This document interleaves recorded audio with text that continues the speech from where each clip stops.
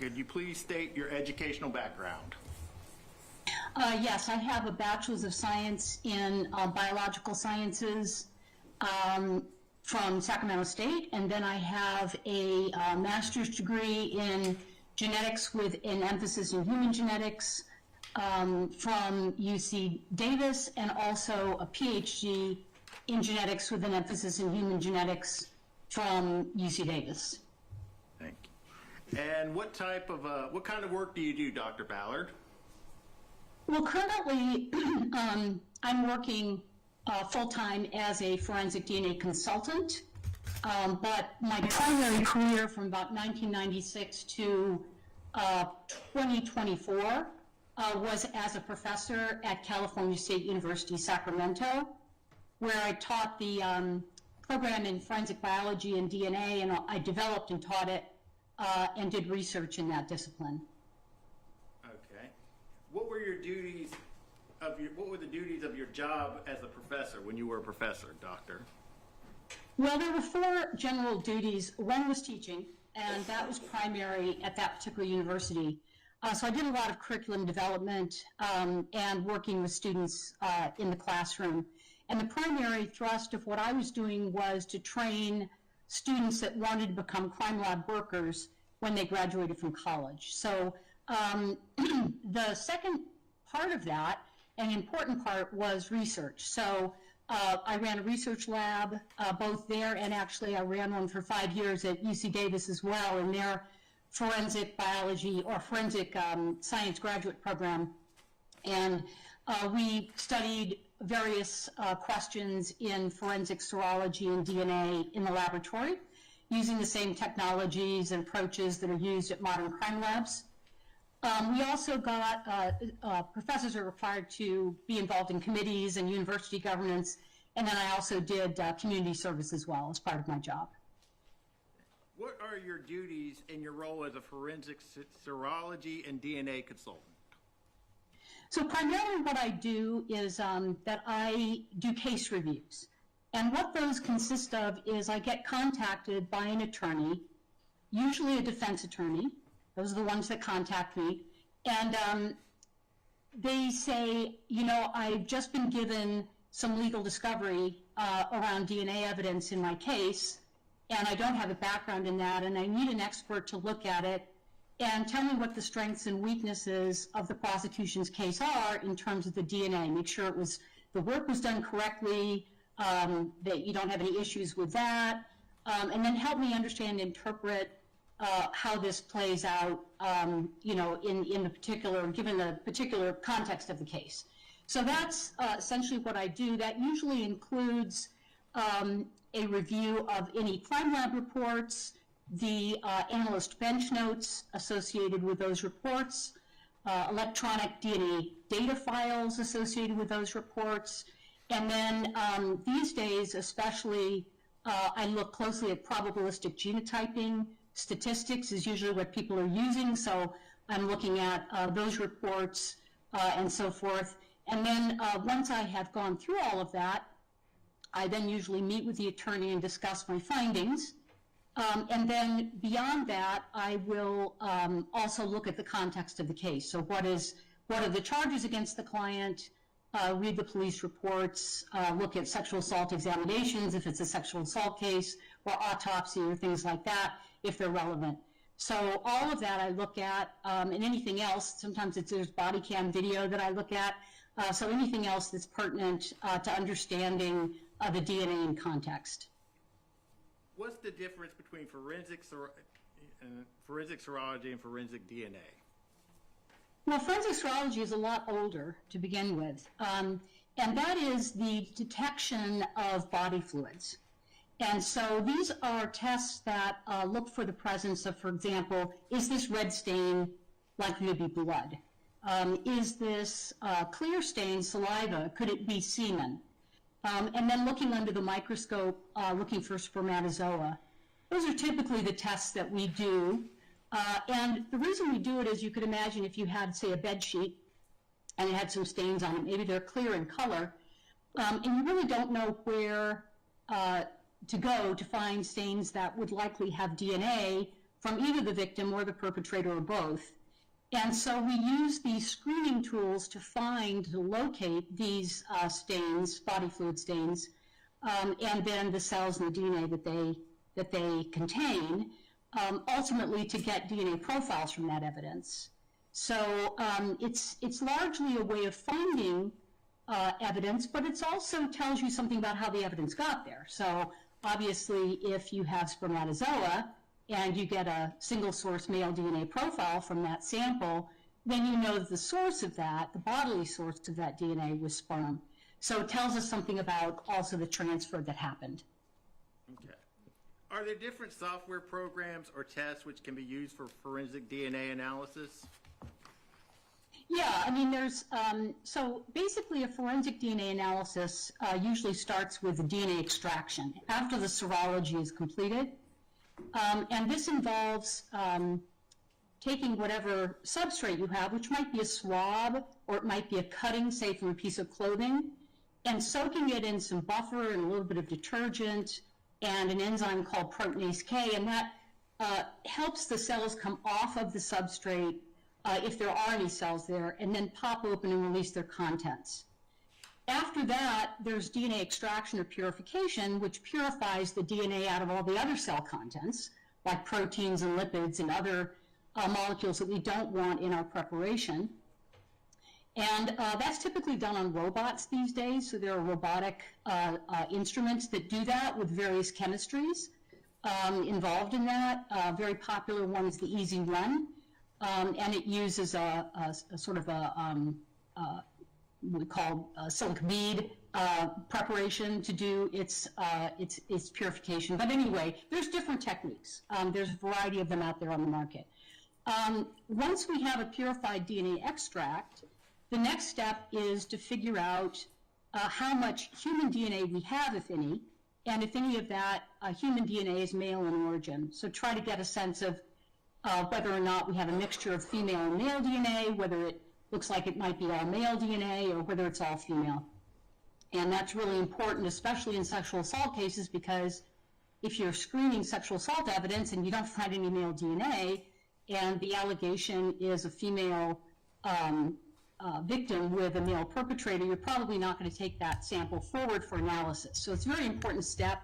It also informs us about how to set up our DNA profiling downstream, how to set up that reaction. So there's a lot of information. It also tells us information about whether or not the sample's degraded. So there's a lot of good information in that quantitation step. And that's done by a procedure called qPCR.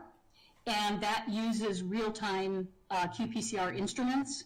And it uses one of many types of chemistries that are available on the market to do that. And then finally, there's also DNA profiling.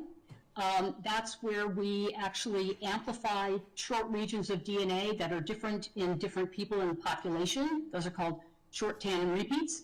And we amplify those, we create millions of copies of them, and we do that on an instrument called a PCR instrument or thermocycler for the amplification. And then we move that over to a capillary electrophoresis instrument, which separates and detects the fragments and produces a DNA profile. And then we use computer software, GMAP or IDX is the most common one, for analyzing the DNA profiles and making our interpretations. And then once that's completed, we may or may not use one of these probabilistic genotyping programs that allows us to do a more sophisticated deconvolution and analysis, especially if we get a complex low-level mixture of DNA. So all of those are used. There's also a bunch of kits on the market for doing DNA profiling.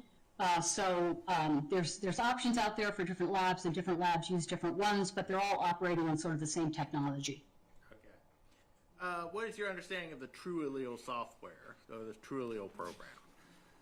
So TrueAllele is a probabilistic genotyping program, and just to give just a little bit of background, when our chemistries and instruments started getting really sensitive, what we realized was that if we went and started swatting doorknobs and steering wheels and items like that, that people had merely touched, that we would oftentimes get very low amount of DNA, but we would be able to detect it, and complex mixtures, so mixtures of 3 or 4 different people. And at the time that we started to begin to detect it, we didn't have these probabilistic genotyping tools to assist us as analysts in our interpretation. And so it was really difficult. We had to do what are called manual interpretations, and different laboratories around the country were doing them differently and coming up with actually different answers to the same profiles, which we found out when NIST started sending around a whole bunch of profiles to different labs and asked if they could get the right answer. So we knew there were some issues with our manual interpretations that we needed some help with it.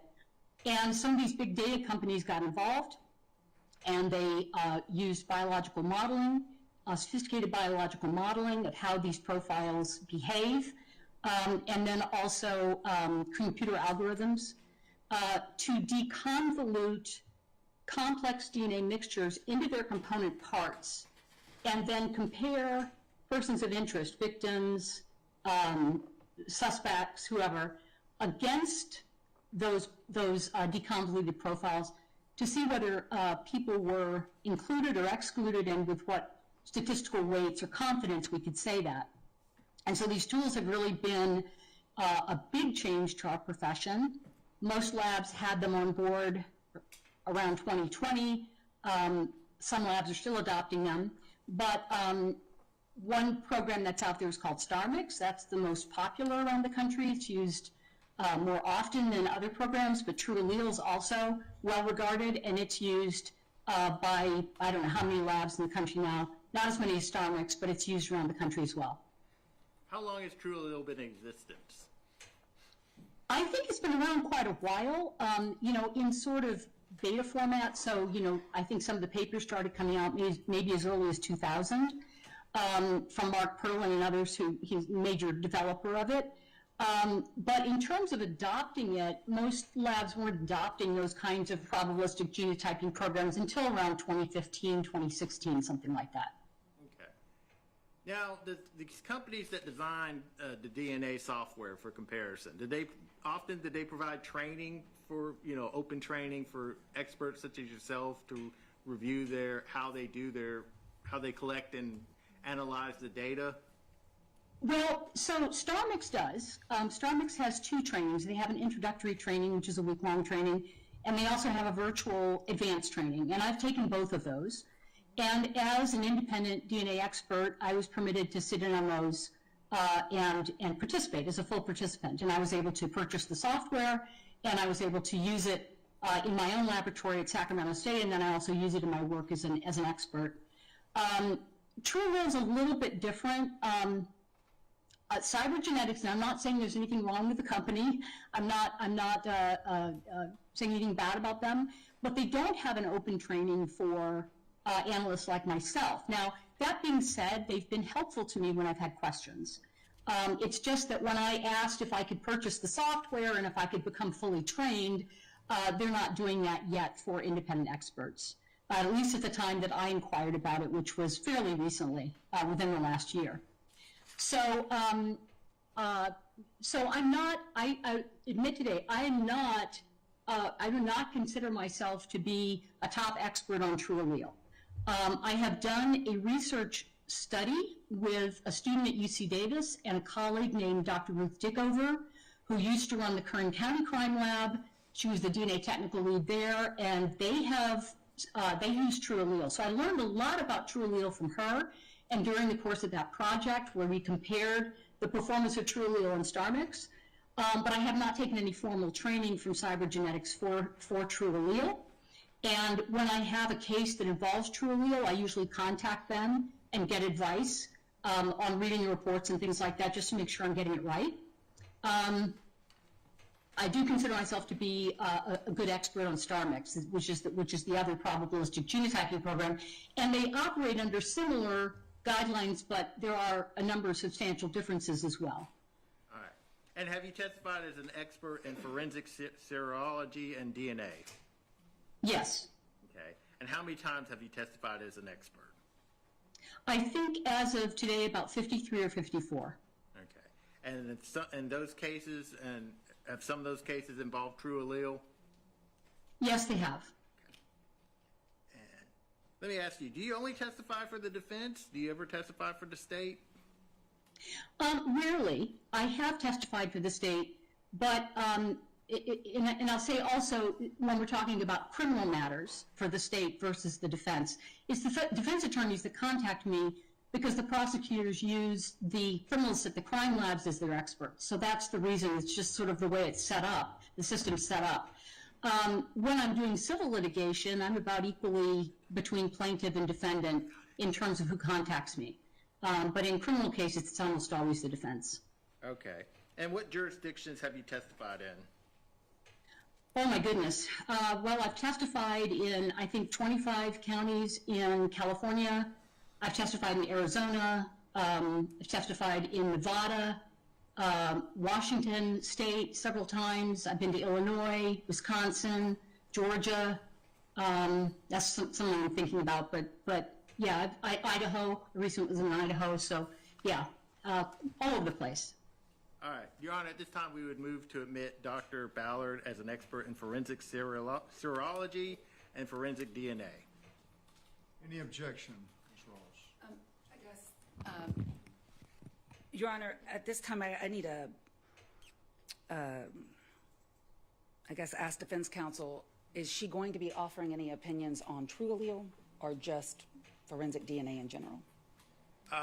Her primarily is going to be testifying as to forensic DNA in general, but she may have some comments about the true allele. Okay, if I may just voir dire a little bit then, Your Honor, and then the best way to do this probably is for me to make a contemporaneous objection if I believe she has strayed outside of her expertise, which I will do.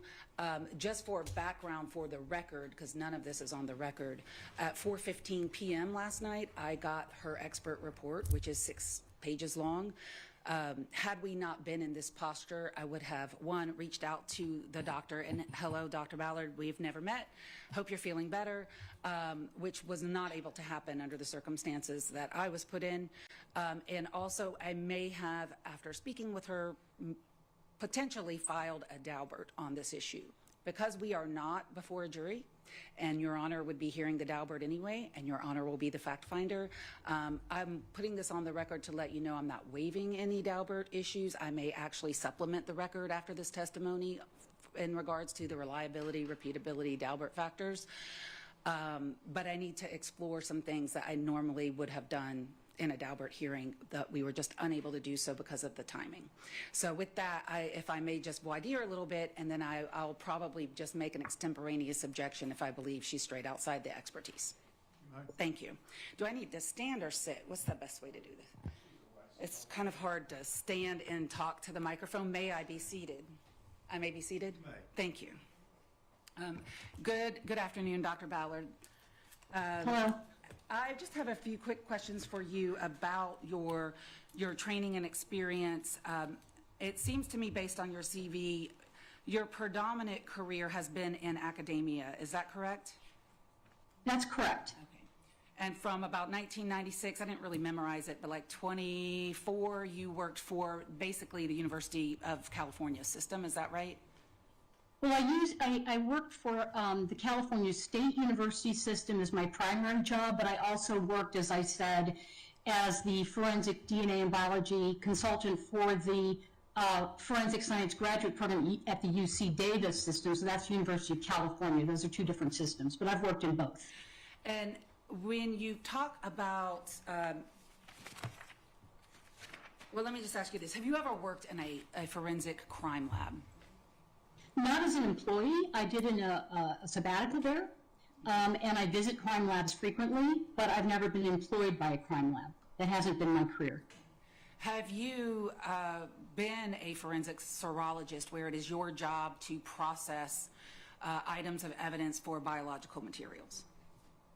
Well, what I do is I do all of those things within the context of research.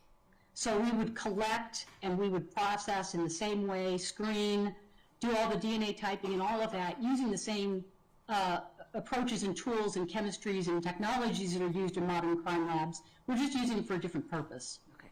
Do you testify to those results in a court of law, the things that you do for research? Sometimes, yes. And when you're doing your things for research, the place that you're doing it, are they QAS are ASCLD accredited laboratories? Well, that's not an appropriate thing for a research laboratory. So we're not issuing reports on crime scene evidence and things like that.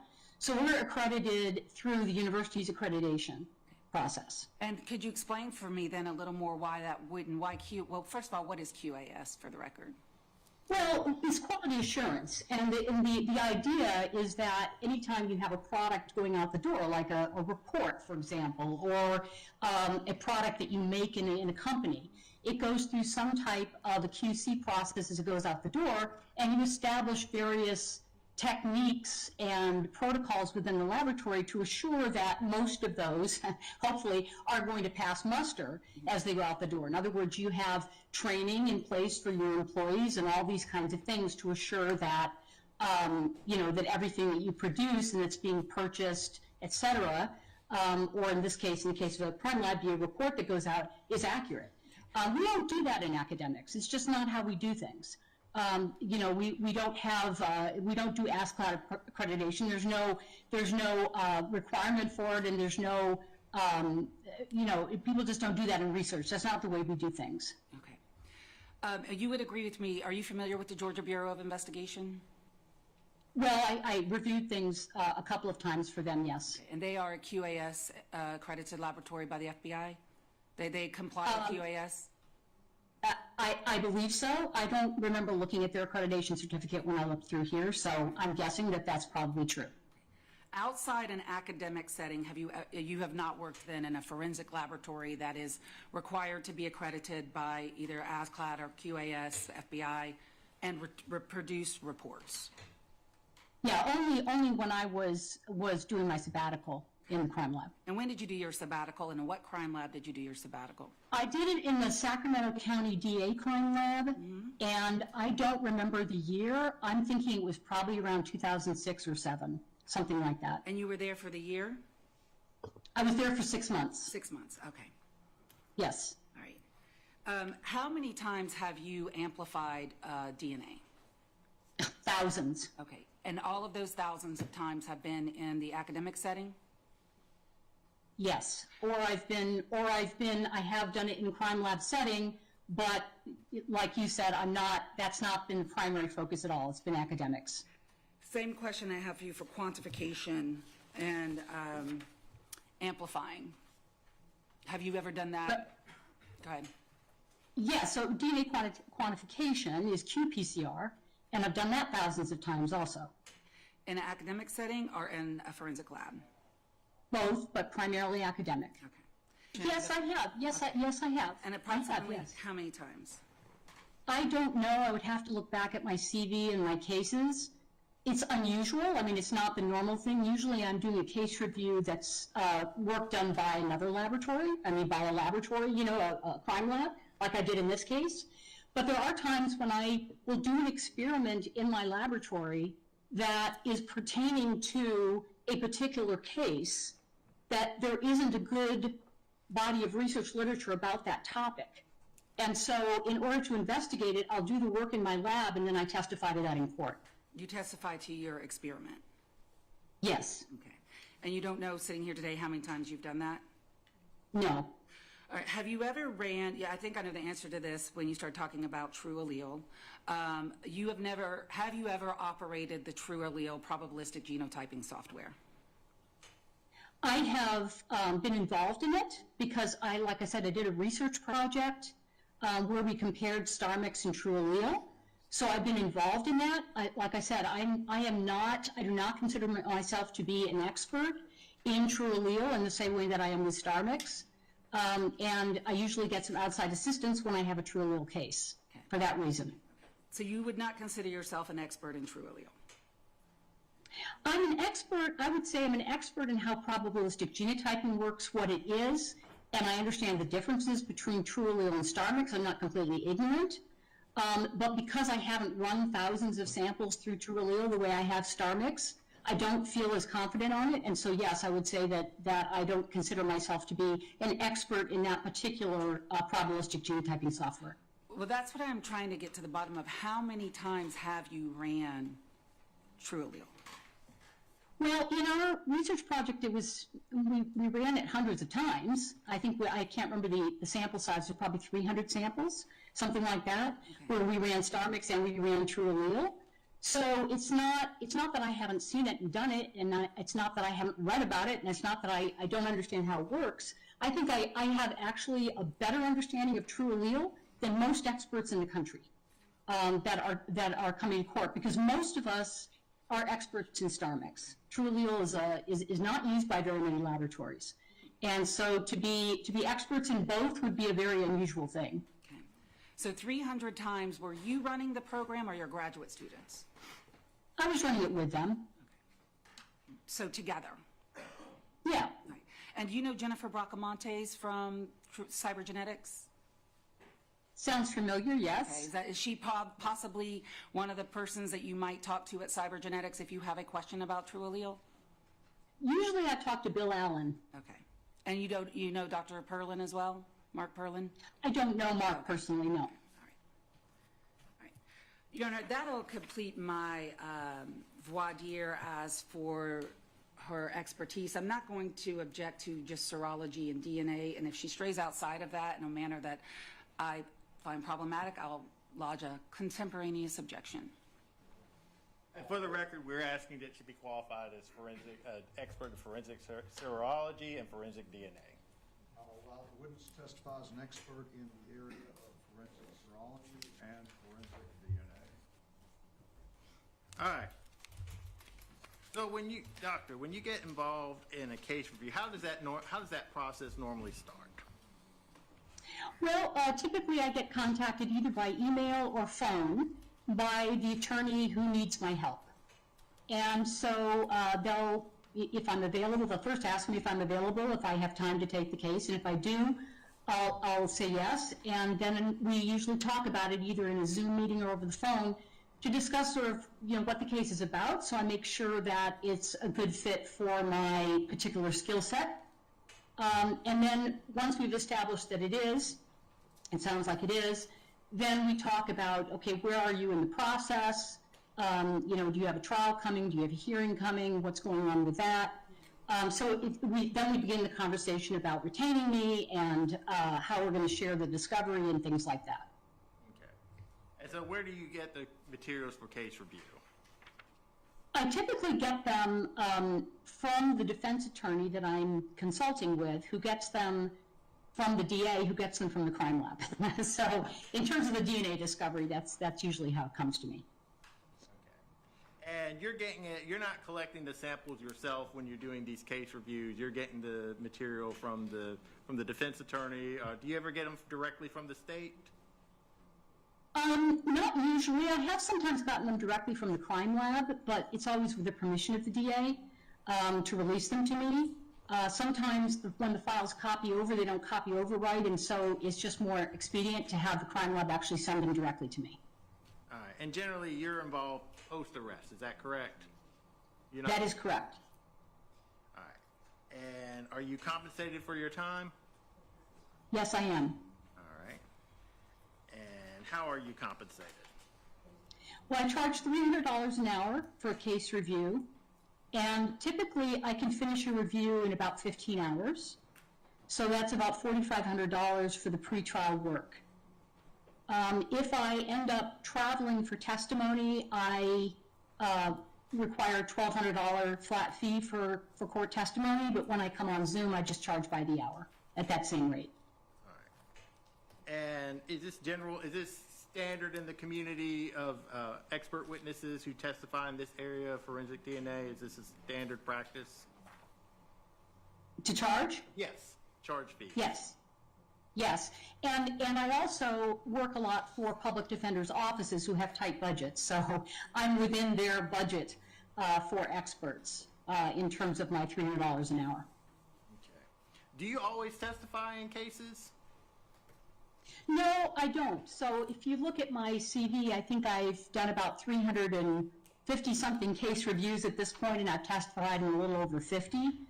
That's about 1 in 6 or so. So it's it's less than 20%, I would say, at this point that I testify in. Okay. And you charge for your time, not for specifics of your testimony. Would that be fair to say, or correct? Yes. So yes, so my job is to look at the crime lab work with an independent set of eyes, and to give an honest opinion to the attorney. The attorney then makes a decision, a legal decision, whether to bring me in or not as an expert and to testify. So that's out of my hands. I'm just there to give an independent, honest opinion. And just so we're all clear, you were hired in this case by Georgia Public Defender Standard Counsel, correct? Correct. Now, I'm going to talk a little bit generally about DNA. What role does DNA play in criminal cases? Well, it kind of harks back to a major concept or founding concept in our discipline, which is called Locard's principle. And this is the idea that every contact leaves a trace. So if you think about a hit and run accident, somebody gets hit by a car on the road and the car speeds off, you might find, windshield glass embedded in the t-shirt of the victim that's lying on the road. That's a transfer from the car to the victim. And if you were able to find the car later, you might find blood from the victim on the windshield of that car, okay? So that is the idea that when two things come into contact, there'll be some type of exchange. And the idea behind Locard is that holds out in forensic investigations. And so it's a very old concept. It's been around a long time. In terms of DNA, it's just extending that concept to understand that DNA can also be transferred. It can be transferred in a crime or even innocuous situations like a household or whatever, but it can be transferred between people. It can be cells in DNA, cells in their DNA. It can be transferred between people. It can be transferred from, say, a victim to a crime scene. Maybe they bleed on the carpet. It can be transferred from a perpetrator to a crime scene. Maybe they get cut as they're knifing a victim, and when they leave, they're dripping off blood, a blood trail away from the scene. It can be left on a weapon, the victim's blood on a weapon, or say touch DNA from the perpetrator on the handle of that weapon, and so forth. So it can be transferred in ways that can help us assist us in understanding what might have happened and who might have been involved. Can I stop you for a moment, please, Dr. Ballard? Keeping in mind that this is not a jury, and that while I'm certainly not an expert, I've heard of this many times. Perhaps we could narrow this, not only the questions, but also the responses. If you would just be responsive to the question, and if he needs to follow up, Dr. Ballard, he will, because of the purpose of this particular hearing. We're not in a trial. This is a motion hearing. So, thank you. All right. Your Honor, All right. before we proceed, could we wait for a few minutes, just so I can use the restroom? If you need to, but I'm not dispersing everybody. If you need to step away for a minute, I'll allow you to do that. And are you asking that we stop while you do that? Yes. Then we will. Thank you, I'll be right back.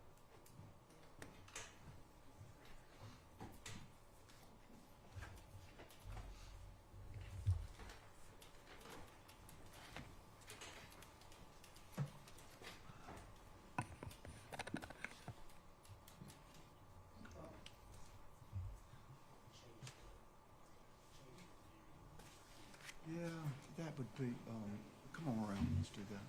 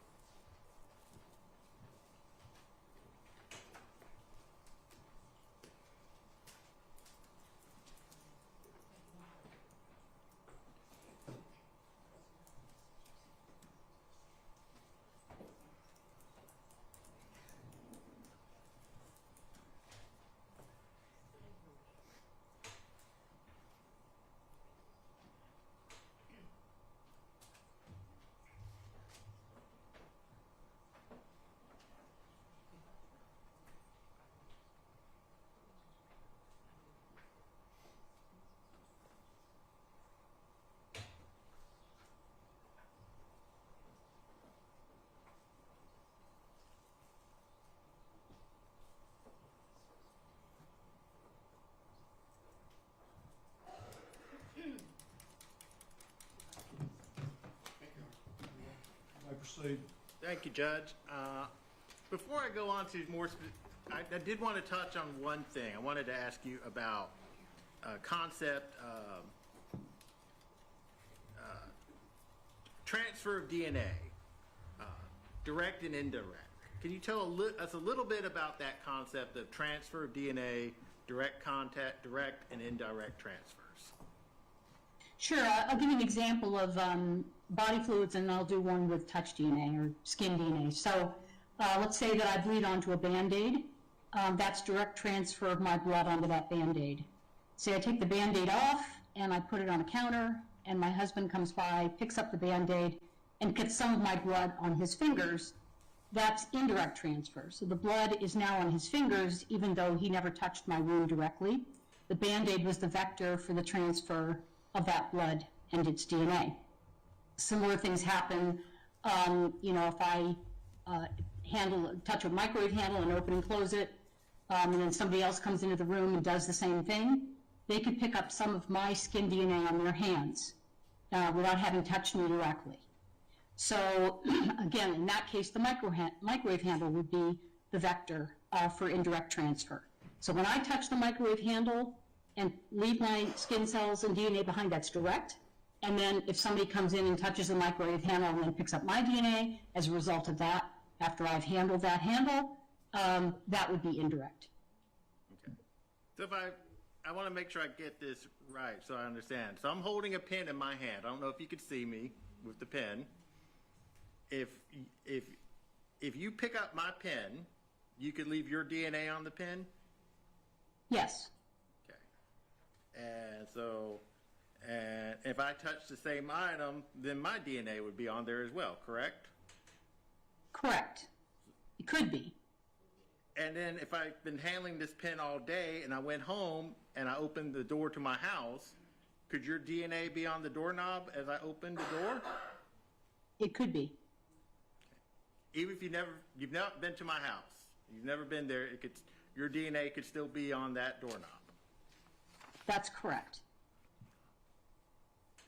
All right. And have you done research in this area, the transfer? Yeah, about the last, I would say, 10 years at Sacramento State, most of my research was focused on DNA transfer, particularly of skin DNA. So two recent studies, if you want an example of studies, I can give you a couple of recent studies that I've done. I want to be responsive to your question. Okay, so. yes. What recent studies have you done, just so we're briefly? Okay, well, one study we did was of cell phones. So we collected 55 cell phones from volunteers.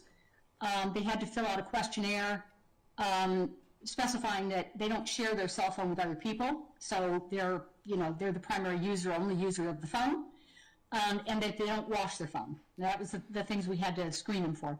And then they gave us their phones, and we swabbed those phones. Then we collected reference DNA samples from them, so we knew what their DNA profiles were. And then we went back to the lab and ran the DNA profiles off of the swabs we took from the cell phones and ran the reference samples for the people who owned the phones. And so what we were interested in is we wanted to know whether or not there would be mixtures of DNA from more than one person on a person's cell phone. We also wanted to get a sense of how much DNA was present. Human DNA was typically present on cell phones. What was the average amount on those 55 phones? And we also wanted to know whether or not the person who owned the phone was always the major contributor, if it was a mixture, or if they were sometimes in the minor slot, one of the minor slots. In other words, they contributed less DNA to the phone than someone else who doesn't even own the phone. And so the answers to those questions were, on average, in our study, it was about 2.5 people of DNA, 2.5 people contributing DNA onto cell phones. So we definitely had mixtures. We did have some single source, but we also had some very complex mixtures, up to 5 people in a mixture. We also found that the primary user of the phone was typically the primary contributor in those mixtures, but we did see a couple of cases where they actually were a secondary contributor. And so we also got a sense of the amount of DNA, and it's actually quite remarkable that we accumulate quite a bit of DNA onto cell phones. We had cell phones that had 10 nanograms of DNA on them, for example, which is a lot of DNA when we're talking about something that has been handled. Now, we also talk into our phones, so we're spitting spittle on them too, and that has more DNA than skin cells. So, but anyway, that was one study that we did. And another study we did was on cats and dogs. So we were interested in whether people shed their skin DNA onto their animals, their domestic pets. And so we went in and swabbed domestic pets, and we also swabbed their owners to see whether the owner's DNA was present on the pets. We also wanted to know whether there was DNA from unknown people. Suggestion or direction was taken. Okay. Do you want me to control it, or are you going to? I'll move on to the next question, Judge. If that, I get. Let me just. Can DNA tell us when something when does DNA analysis tell you when DNA gets on an item? It can. Okay. How So, can you determine that? All right, I'll give you an example, specific example. So let's say that you have seminal fluid with sperm in it inside of a female, inside of her vaginal cavity. We know that spermatozoa don't survive inside the vagina cavity for more than about 7 days. And usually they're gone by maybe 3 or 4 days. So if you find sperm inside a vagina cavity, then you know that it was deposited within about the last week. That's why with sexual assault exams, we want victims to come in quickly. So there are conditions in forensics where we can actually say something about the timing. But if we're talking about an inanimate surface, like for example, I swab a piece of clothing and I find DNA, then it's very difficult to know. I mean, there really isn't any way of knowing exactly how long that DNA has been there. We don't have a good way of doing that yet. So it could have been deposited there, months, weeks, days, even in some cases decades. I've seen contact DNA or touch DNA actually recovered from items even decades after they've been touched. So we don't know in those types of items. Okay, let me ask you, can you tell how it got on, when you're talking about contact DNA, touch DNA, can you tell us, can DNA analysis tell us this, can it tell us how it got on that item? It can tell you, so I do consider the amount of DNA we're talking about. I like to do DNA yield calculations in all of my case reviews because I want to see whether we're talking about a few cells worth of DNA, which, could get there almost in so many different pathways, both indirect and direct, or whether we're talking about hundreds or thousands of cells worth of DNA, in which case, if I got that, say, from the collar of a shirt, I would think it very unlikely to be indirect transfer of that DNA. So even with contact DNA, if we're sort of talking about amounts, and we're talking about extremely large amounts versus extremely small amounts, you still can say something about how it might have gotten there. All right. I want to talk about going back in time from about October of 2024. Were you contacted by Mr. Ibarra's trial defense team? Yes, I was. Okay. And do you know, how did they contact you? As I recall, they contacted me by email and wanted to know whether I was available to work on this case. Okay. And when you have dialogue with attorneys, and would you have told the trial team what you would need, what you would need to in order to complete your review of the evidence? Yes, I usually send them a complete list of DNA discovery to request from the DA because most attorneys don't know what to ask for. And then I'll also give them a time frame for my review. All right. And so what is your time frame for review? Typically, from the time I receive the full discovery to issuing a report is about 6 weeks. Okay. Now, back in October 2024, did you have other cases that you were working on at that time? Yes, many. Okay, can you give us a couple, a couple of cases that we might have heard of?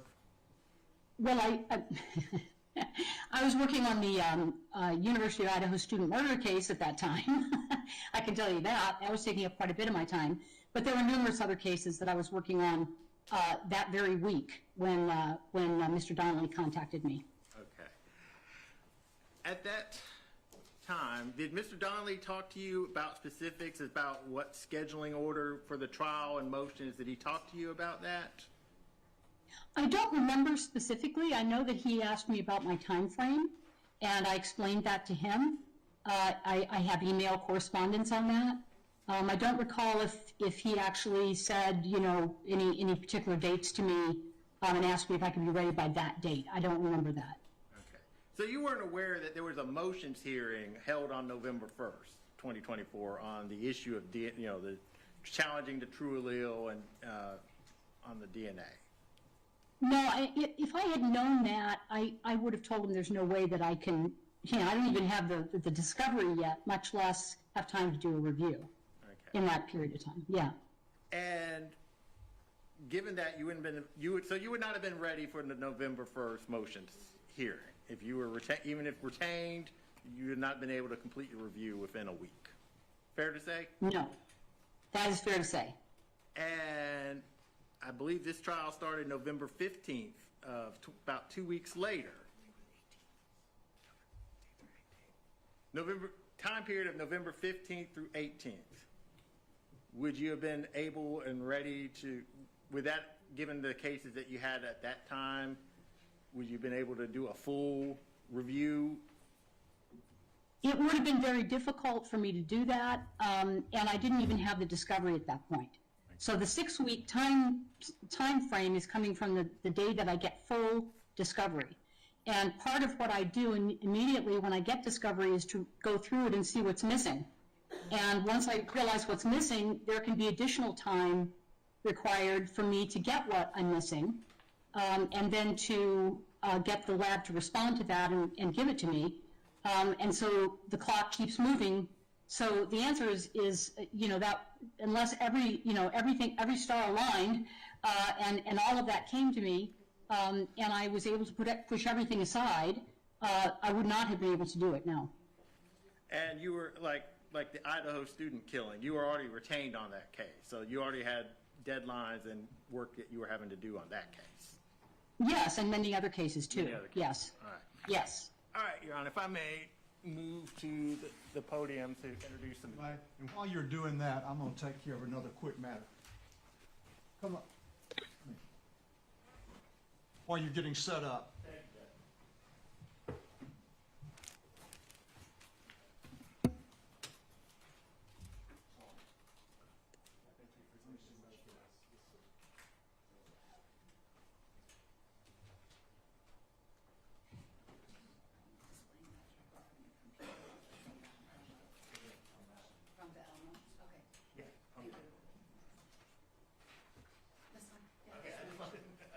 I just didn't know how you would explain this.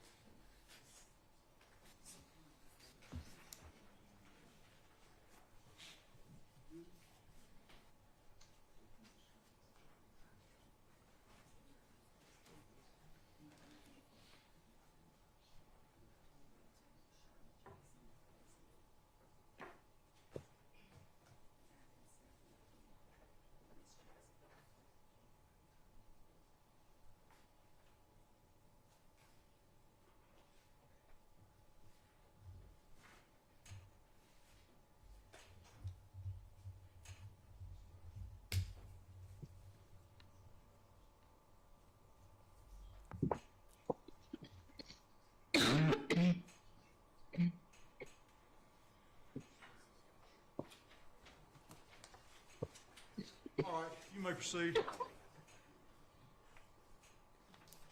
All right, Dr. Ballard, I want to make sure. Can you see what I've got on the Elmo?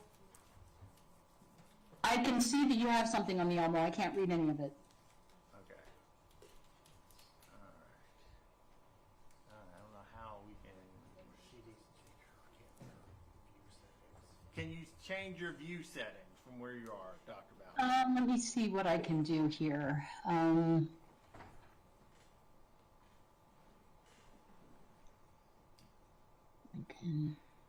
I can get the layout, do a full screen, see if that does it. Do stack view. If you do stack view, you should be able to see it. Okay, I'll try stack view. Yeah, I've on stack view. It's a little better. Good afternoon, Dr. Ballard. I can see I have gotten access to the data. Okay, I can read it now. Okay. I'm going to show you what's marked as Defense Exhibit 1. Do you recognize this email addressed to yourself? The state would have no objection to the admission of Defense Exhibit 1. Once admitted. One's admitted. All right, with that, I'm going to show you what's marked as Defense Exhibit 2. From that email, were you able to go to access the information? Well, let me ask you, do you recognize this screenshot? Yeah, it looks like it's the links to the various folders from the crime lab. No objection to Defense 2. Two's admitted. Thank you.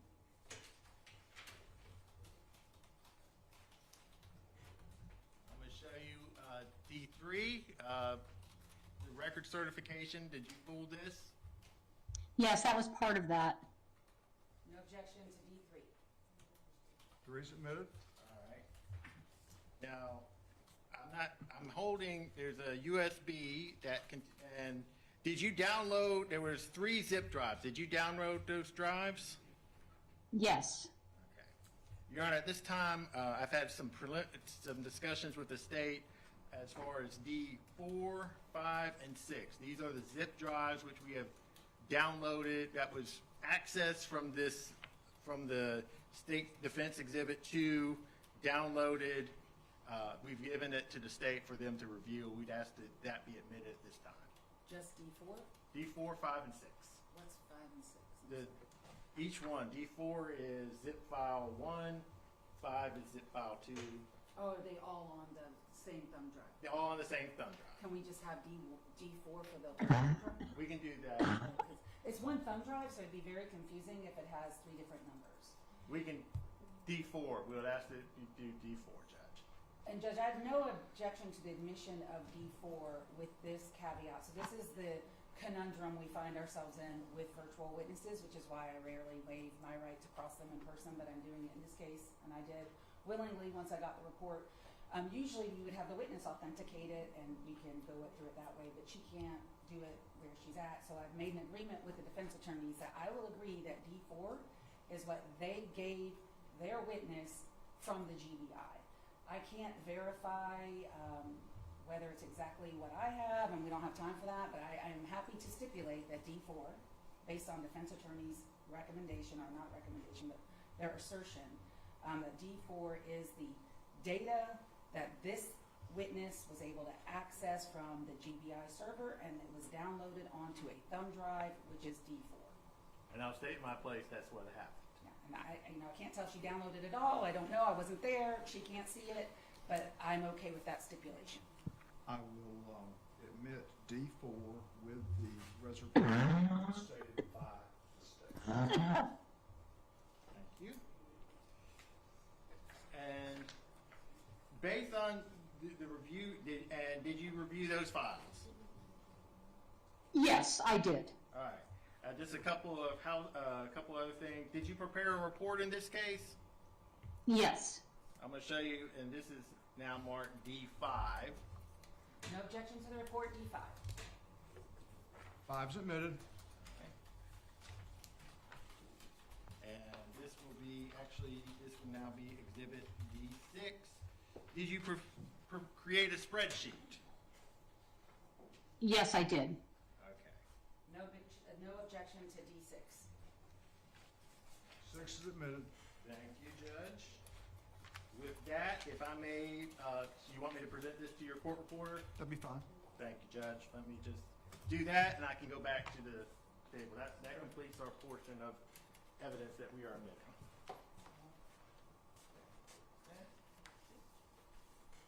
Dr. Ballard, do you have the ability to screen share where you are? Can you screen share? Because I think you have the spreadsheet with you.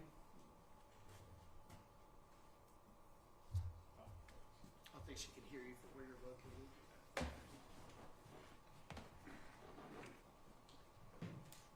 Sorry, Dr. Ballard. I think I was just talking while I was walking through the courtroom. Do you have the ability to screen share where you are? Can you share? I should be able to if you give me permission. Judge, we would ask for permission to screen share. She may. Okay, let me see if I can pull up the spreadsheet here. I want to make sure I get the right one.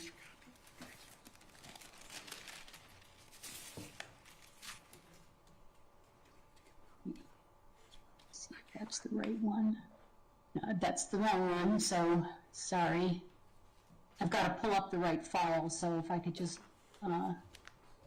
give me a second here. And while she's doing that, Judge, we can we've already we've given a copy to the state. If Your Honor, we could give you a courtesy copy as well. Thank you.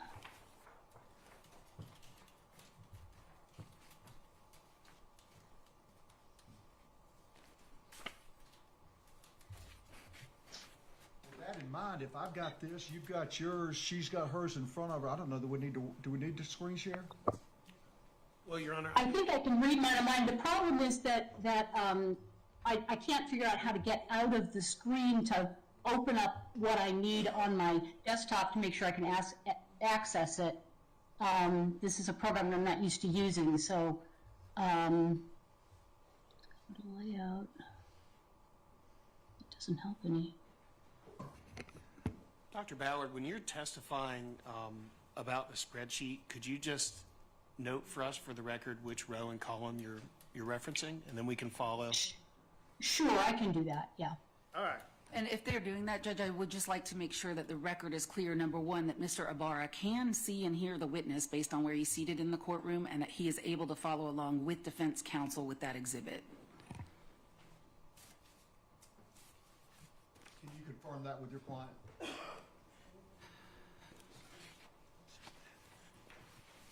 Ms. Smith will come over.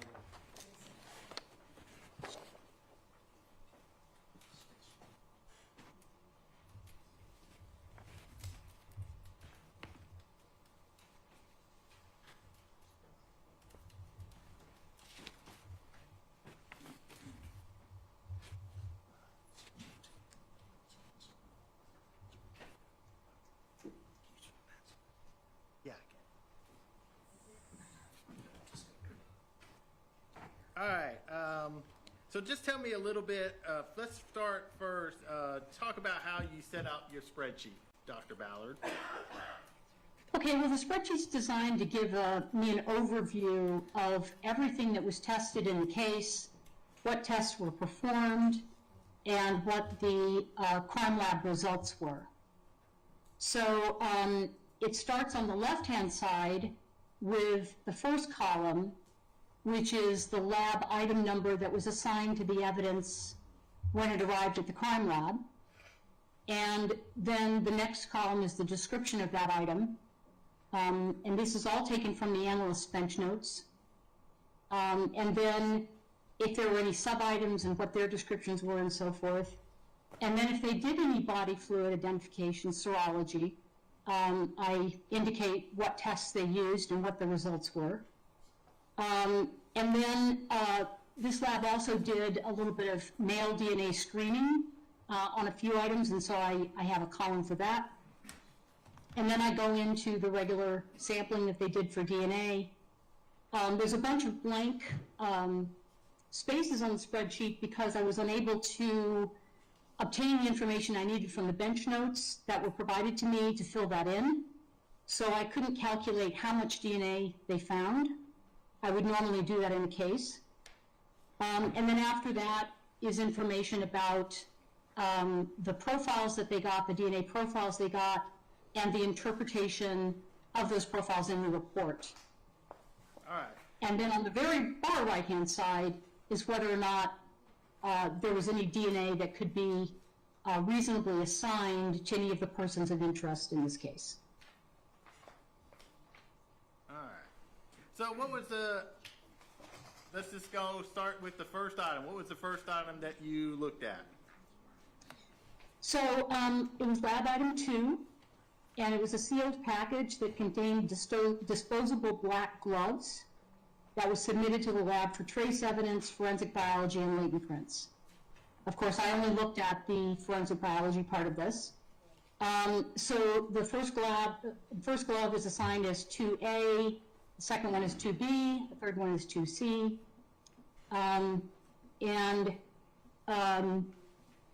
Then they went into serology. So they actually did test these gloves for the presence of blood. And this laboratory uses 2 different tests for doing that as sort of backup, I guess, to make sure that the results they're getting are correct. This is what we call a screening test, so it doesn't say it's human blood, it doesn't say for sure it's blood, but it's a well-regarded set of screening tools for determining whether a stain might be blood. Was there blood So stains found? I'm sorry. Yeah, so there was blood found on all of the gloves. Those swabs were then, those stains were then swabbed. There was also what they called contact swabbing of the gloves. Of the glove, the first glove and the third glove, there was contact swabbing, which means that usually what that means, and the analyst would have to, explain how they use it in their lab, but usually what that means is that they're avoiding the stained areas and looking for skin cell DNA rather than looking for who's the source of the blood. Okay. Then what was the next thing you looked at as far as the gloves? Well, then we looked at the DNA. So they did not continue on with DNA typing with the second glove or the stain on the third glove, but they did do the stain that they found on the first glove and the contact swabbing from that glove, and they also did DNA typing on the contact swabbing from the third glove. And when they did that, they got complex DNA profiles. That means that there was a mixture of DNA, and they felt that the profiles were going to be better analyzed if they went into their true allele software, and so that's what they did. And when they did that with the first stain, the stain on the first glove, that was a stain, remember, that tested positive for blood. They got a mixture of at least 2 contributors with a major and minor component, and they had a DNA match to the victim on the major component, and then the minor component was too limited in genetic information for them to do anything with true allele. The contact swabbing was also 2 contributors with a major and minor component, and again came back to a match to the victim, and the minor component was too limited for comparisons. And then the contact swabbing on the third glove gave the same exact result. So all of the DNA that they obtained on the gloves came back to coming from almost with a very high degree of scientific certainty, coming back to the victim with a contribution, a very low contribution from at least one other person. Was Mr. Ibarra's DNA found on the gloves? No, like I said, the major component came back to the victim, and the minor component was so limited that comparisons couldn't be made. So we have no idea who contributed that minor portion. That could be anybody. Correct. All right. What was the next item that you evaluated? Should say it could be anybody but the victim, because it was somebody foreign to the victim. All right. Correct. Fair enough. I should, just to be clear, and because that wasn't a very clear question I asked, and I'm going to clarify. It could be anybody as far as the minor contributor, the contributor of the minor profile. We can't determine who that person is. Correct. It can't be the victim, though, Okay. because there's two contributors to these profiles. So we know that the victim is the major contributor with a very high degree of scientific certainty. We just don't know who the minor contributor is, but it's not the victim. Okay. What was the next item that you looked at? The next item was the blue jacket, which was item 8. And on the blue jacket, they did test a stain, looked like, I guess, like a blood stain on the jacket. And it was also positive in those 2 screening tests for blood. But they didn't take that one forward for DNA testing, so we don't know whose blood that is. They did do also contact swabbings of the jacket. So again, I'm assuming that this is areas of the jacket that were unstained. So trying to get information about possible skin DNA transfer, for example. When they did that again, they got a complex profile, which is very common off clothing. You know, the analyst decided that this was best analyzed by true allele, not a manual interpretation that she could have done. And the result of that was at least 3 contributors to this profile. And there was a DNA match via true allele to the defendant as well as to the victim. And the other people of interest that were tested here, Diego Ibarra, and I can't remember the name of the other Ibarra, begins with an A. Arianis. Is it Arianis? Arianis Ibarra. They were both excluded as contributors to the major component. So basically what this had was it had a major component that had 2 people in it, and then it had a minor component that they couldn't do anything with, they couldn't make any comparisons. But they were able to exclude both of those other 2 individuals as contributors to the major component. So this major component was a mixture of 2 people, including both the victim and the defendant. Okay. And I also did look at the DNA electrophoregram for this one and determined that the mixture ratio between the 2 of them was approximately equal, with slightly more DNA coming from the victim, and that was also borne out by the true allele analysis too. So I looked at the electrophoregram to make sure that you know, it looked as if it was being interpreted properly by true allele, and it looked like it was.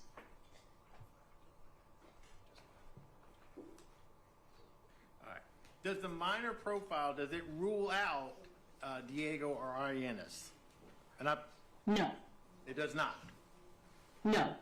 It's, again, one of these ones that is too low in information for them to make any comparisons. Okay. So they're only ruled out as belonging, having contributed DNA to this major mixture. Okay. So, and I'm keep mispronouncing his name, but Arianis and Diego cannot be ruled out. Is that correct? That's correct. Nobody can. Okay. And can you tell from, so we know that so from your review, you see that DNA from Mr. Ibarra and Ms. Riley is present on the jacket. Does that result in and of itself, does that tell you when and how the DNA got there? No. Okay. And like for when could have the jacket for Mr. Ibarra, when could that have happened? Do you know? Can we tell? Well, it's hard for me to tell for 2 reasons. I mean, one is fundamentally it's very difficult to say that. No, you can't say. I mean, he could have been wearing the jacket months, weeks, days, or at the time of the crime, before it was collected by the police. So in this particular case, it's we don't know when it got shed on there. The same thing for the victim's DNA. It could be possibly that when the analyst swabbed this, she was actually picking up some of the victim's blood without realizing it, like tiny spatters or something that she didn't see visually. And so maybe that's the source of the blood. At this point. There's an objection, Dr. Ballard. I need to- Objection, speculation. Judge, she's testifying as an expert, giving her opinion based on what she reviewed. I'll allow it. You may continue. Okay, or it could be, she wore the jacket at some time. It could be that she grabbed the jacket. There's really no way of knowing how her DNA got there, no. I also don't know exactly where the jacket was swabbed. That wasn't clear in the analyst's bench notes. Whether she swabbed the entire jacket with a swab and kind of tried to pick up as much contact DNA as she could, or if she swabbed, say, the inside collar or something like that. Is there any other findings that you, or opinions you have based on the findings as it pertains to the jacket? No, I don't think so. Okay. Let me ask you, for a hypothetical, does the finding of the DNA, does that exclude the possibility that maybe, if, for a hypothetical, that Mr. Ibarra may have just simply moved the body and not had any further, anything further to do with it except for moving the body? Does it exclude that? It doesn't exclude that if, I mean, he could have been wearing the jacket when he moved the body and gotten some of the victim's DNA on it during that process, or some blood, whatever, yeah. I don't see that it excludes it, no. Okay. And it also doesn't exclude that one of the minor profile, one of the persons that contributed to the minor profile was wearing the jacket beforehand. Correct. Or they were wearing it when the jacket had contact with Miss Riley. Correct. All right. What was the next item that you reviewed? The next item was item 14, which was a sealed sexual assault evidence kit from the victim. It contained some vaginal swabs, anal, perianal swabs, and oral cavity swabs. And what they did was the analyst screened those for male DNA to see if there was any male DNA present, and did not find any, and so there was no further testing of those items. Okay. So no male DNA found, correct? Correct. We'll move on then to the next item. What was the next item that you reviewed? Item 15, which was a sealed package containing a blood stain from the victim, which was taken in order to obtain her reference DNA profile for comparison purposes. Okay. So it's just like a control sample. Would that be fair to say? Well, we wouldn't call it that. We call it a reference sample. But the idea is that, you know, when we're making these comparisons with TrueAllele, we're asking TrueAllele, is this person a potential contributor? Is this person a potential contributor? And to do that, TrueAllele needs to know what the profile of that person is, right? So that's what that was taken for. Okay. So I don't think we need to ask anything further on that. What was the next item that you reviewed? The next item was item 18, which was a sealed package that contained the fingernail clippings, a collection kit taken from the victim. And there were two sub-items there. There was fingernail clippings from the right hand.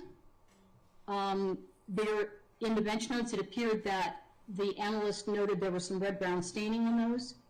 And there were also some fingernail clippings from the left hand, which also appeared to have a little bit of red-brown staining of some kind. And those were assigned as 18A and 18B. 18A, the analyst took a wet and a dry swab, it's called the wet-dry technique or double swab technique. It's very common to collect evidence from the clippings.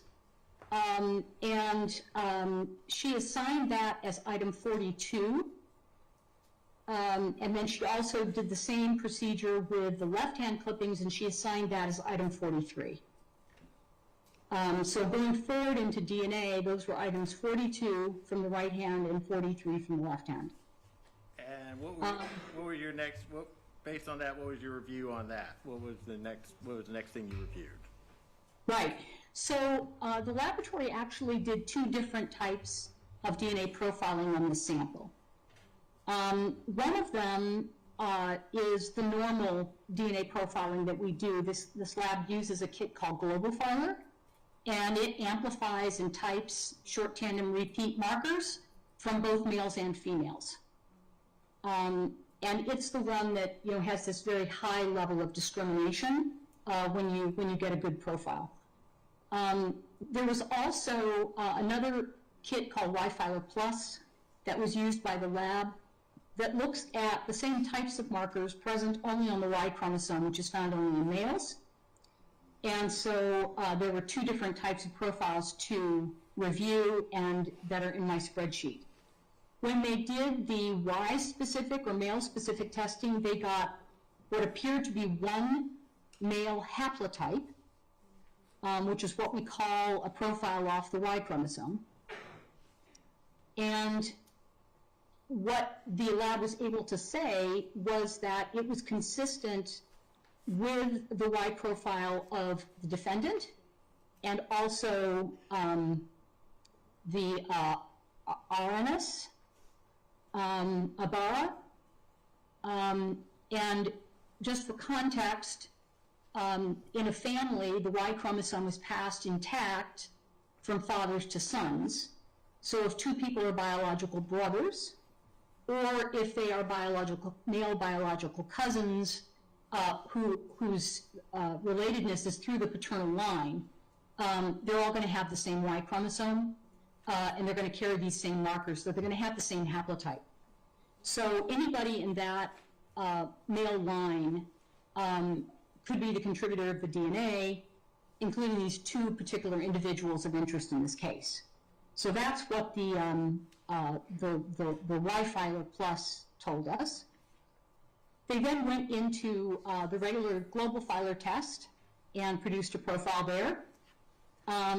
Again, due to its complexity, they decided to use TrueAllele as a tool to deconvolute the mixture.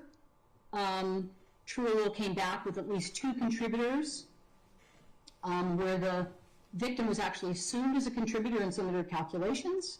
So she was assumed to be present. And there was a DNA match also to the defendant. And then both of the other persons of interest were excluded as contributors. So what we learned is there are two people of interest in the case who were included by the Y-Filer testing, but when they went into GlobalFiler, the other one dropped out, and it's just the defendant here that's included as a potential contributor. I also looked at the DNA profile associated with this and calculated an approximate mixture ratio of 20:1, where the victim was the 20 and the 1 was, with a high level of scientific certainty, was the defendant. There was at least one male in the sample, but the male part was partial and very low level. I then confirmed that by looking at the TrueAllele mass table, and they had a ratio of about 95:5, which is 1:20. So all of that matched up, and I felt very confident that that was a good deconvolution of this mixture. When you say it's a low contribution, what significance of that is that when you find that the mixture is 20:1 and the amount of DNA from Mr. Ibarra is likely very low? What's the significance of that? Well, I think here, in this particular sample, when we're talking about DNA transfer, and again, I don't have all the numbers here because the bench notes were incomplete with regard to that, and so once I do those calculations, I'll have a much better idea of what's going on here. But if this turns out to be a few cells worth of DNA, for example, from the defendant, when there's very low DNA like that, the possible ways it might have gotten there are much greater than if there's a lot of DNA. Hundreds of thousands of cells worth of DNA, we're talking about a scratch. You know, we're talking about somebody scratching somebody else and getting under their nails. Unless they shared a cigarette when they were smoking or something and they got saliva under there somehow, we're really talking about something that you know, is probably drawn blood or there's some kind of body fluid involved. If it's only a few cells, you know, you could get that by, you know, carrying someone. You could get it by shaking their hand, potentially. So that, you know, because it's so low, we're within the realm of being able to transfer it pretty easily through, you know, non-criminal types of activities or whatever. So, so it does matter to me that it's, you know, it's a very low, looks like it's probably a very low amount. I base that on the fact that it's only 5% out of the mixture, according to true allele, and also according to my manual interpretation of the electropherogram. So I think that that's about right. And also, the likelihood ratio here that included him, although it was 10 billion, and that sounds really high, you know, in the world of DNA typing, that's actually a fairly low number these days if you have a lot of DNA. You get numbers up in the septillions and octillions and 1 millions when you have a lot of DNA in terms of inclusionary likelihood ratios. So from my perspective here, I'm thinking it's probably a fairly low amount of DNA from him, but I'll know more once I get the data that I need from the lab. And just for the you were retained earlier this month, January 6th, correct? That's when you were formally retained on this? That was when I was formally retained, and I believe I received the discovery on January 14th. All right. Does the DNA results tell you, as far as the fingernail clippings, does the result tell you when and how the DNA got there? I know No. with Miss, okay. We know Miss Riley, it's her DNA because it's her fingernails, but as far as...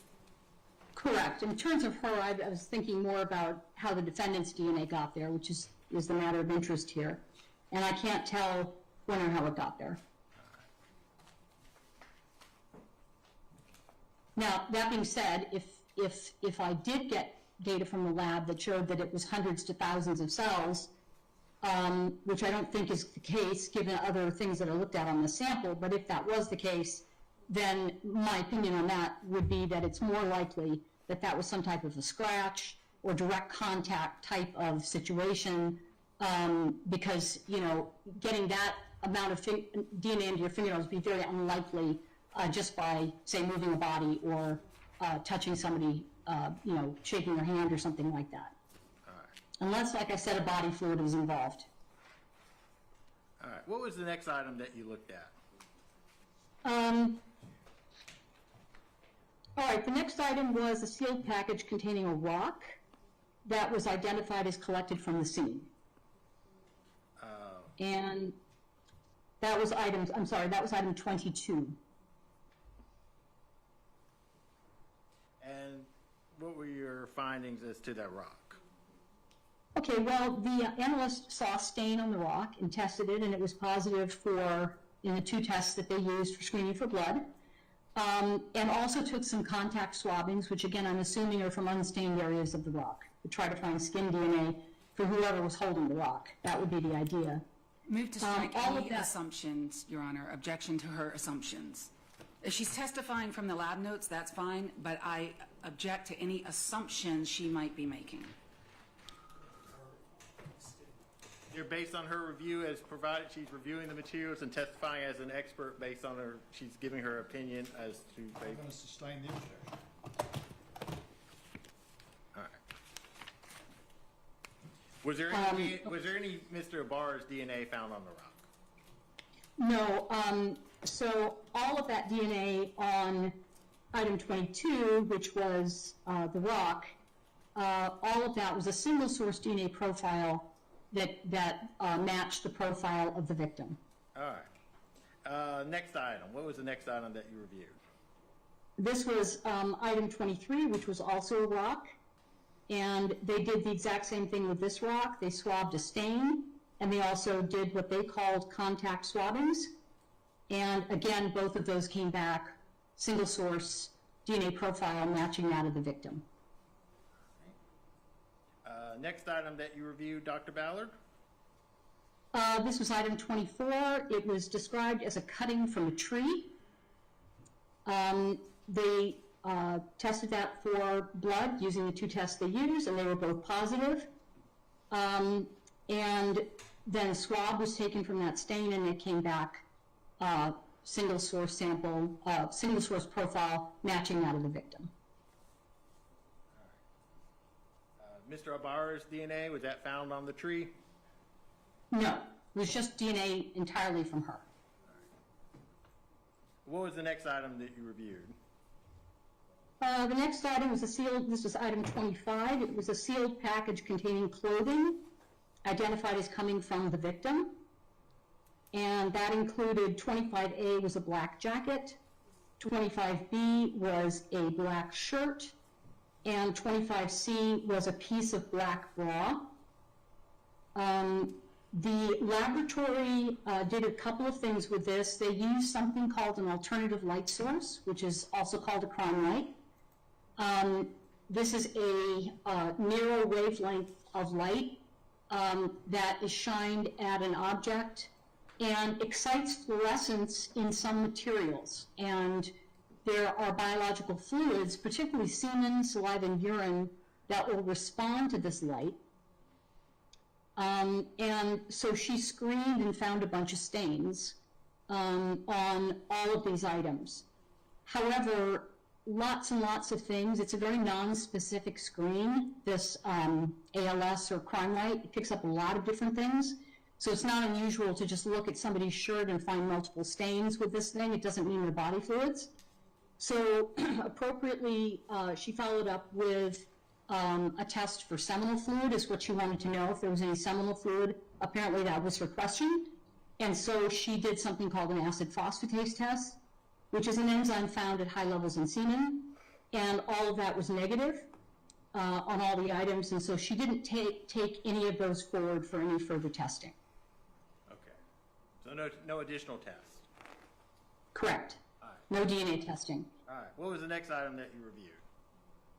The next item was item 26, and that was a sealed package containing another piece of the bra. And again, she did the same techniques, the ALS, the alternative light source, and tested those stains, all those stains for seminal fluid, and it was negative using the acid phosphatase test, and so she didn't do any further testing on the bra either, on that piece of bra. And the next item you looked at? The next item was item 35.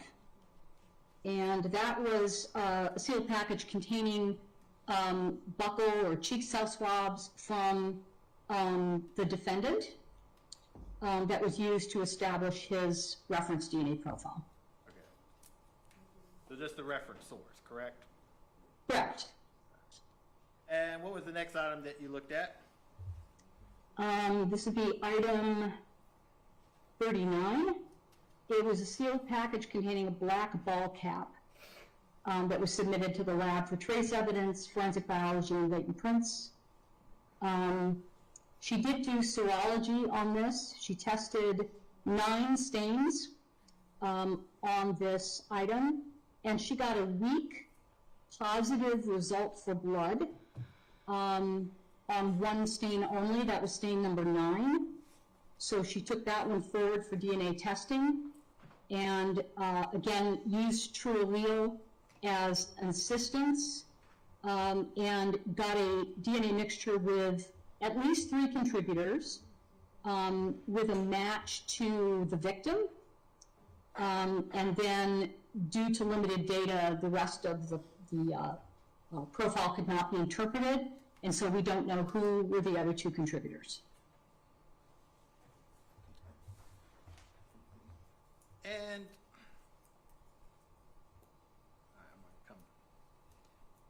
what was the next item you looked at? That was item 41. It was a sealed package containing evidence identified as collected from the apartment of the defendant. It included an airsoft pistol, which was assigned as 41A. The analyst did test that for blood. It was negative in both of those tests. and she swabbed it for DNA. She got a DNA mixture with at least 2 contributors. This one was very heavily weighted in terms of it being one person. There was a match contained with, that was made with Diego Ibarra, which was very high likelihood ratio, so very strong scientific certainty that that's his DNA. And they were able to exclude from this the victim, the other person of interest, and the defendant. They were all excluded. Okay. Next item that you reviewed? The next item was item 44, and that was a sealed package containing clothing that was identified as being from the victim.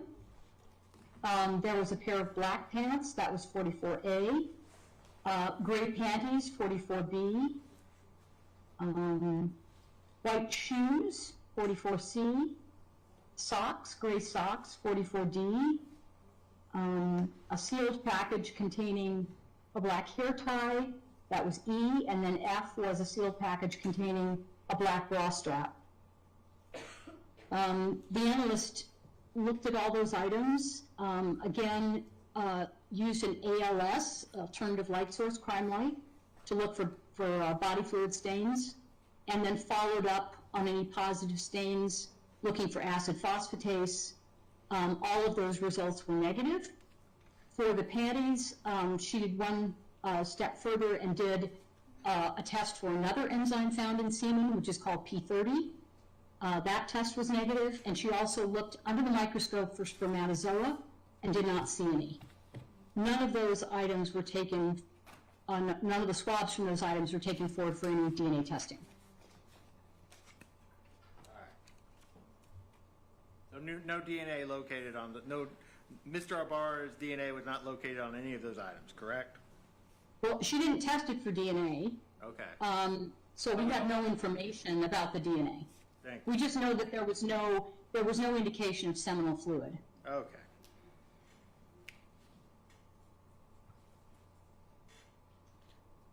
All right. I think the next 2 items are, we're talking, it looks like it's from Arianes and Diego Ibarra. Is that correct? Yes, those are reference samples from them that were again used to establish their DNA profiles so they could be compared, their profiles could be compared against the evidence. All right. And what was the next item you looked at? After that, it was item 52. This was a sealed package identified as containing slides for trace evidence in biology. I wasn't sure at first what the slides were, but it turned out it sounds like they're shoes. Because 52A was described as one black and red slide, left foot, and the other one, 52B, was one black and red slide, right foot. These were both inconclusive for blood because one of the tests for blood was positive and the other one was negative. Neither of those were taken forward for DNA testing. Okay. So because you got it at the early stage and it was one of the tests was inconclusive, there was no further tests. Would that be fair to say? Well, it was inconclusive because one of the tests was positive and the other was negative. And in this lab, that is what they call it an inconclusive result. Okay. And that's generally typical for labs. Would that be fair to say? I would say that I was actually impressed that this lab used 2 different tests to screen for blood and uses that as a sort of a way of confirming their results. I thought that was actually a very good way to do things. Most labs use just one test. And what was the next item that you looked at?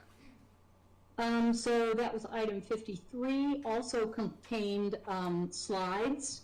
There was one black and red slide, left foot, one black and red slide, right foot.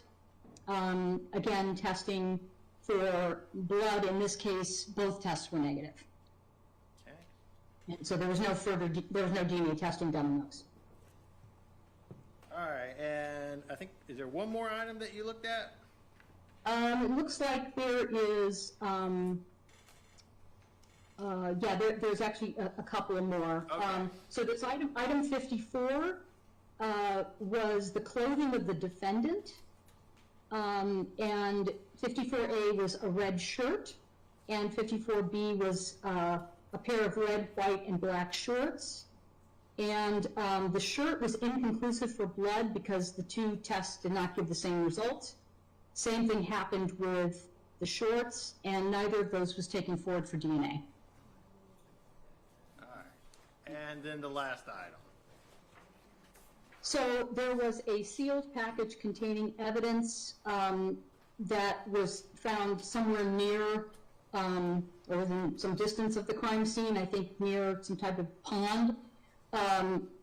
It was a foam cup with a lid, and there was a straw.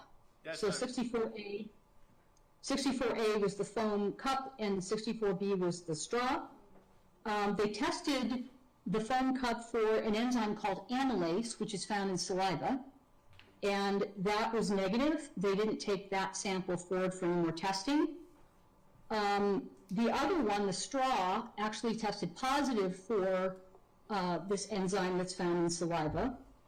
And so they went forward with DNA testing on that one, and they ended up getting a DNA mixture with at least 2 contributors.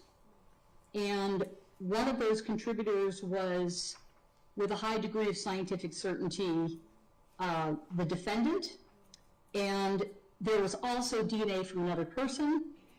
It was a fairly equal mix of the two of them. So there wasn't like 95-5, it was much closer to 50-50 between the two of them. And they were able to exclude the victim, Diego, and the other person of interest as contributors to this. So whoever it is that's the other contributor to this is not one of those 3. But there's another contributor who's at least drinking something out of that cup. Well, yes, it would appear so. I mean, I don't, like I said, I don't have all of the DNA quantitation values, so it's hard for me to say is this amount of DNA consistent with saliva, but they did find amylase there, so it suggests that at least some of this DNA was delivered as saliva. So, and there was, like I said, it wasn't like, you know, a whole lot of DNA from one person and a little bit of DNA from the other. It was a fairly equal distribution, and that was also borne out by the true allele data. And working, and in your business now as doing these analysis for defense counsel, do most defense attorneys understand what you have systematically gone through with us and your findings? Do you find that, you know, just in your observation, would an attorney, do they generally understand what's going on before talking with you? Objection to speculation and relevance. Give us that.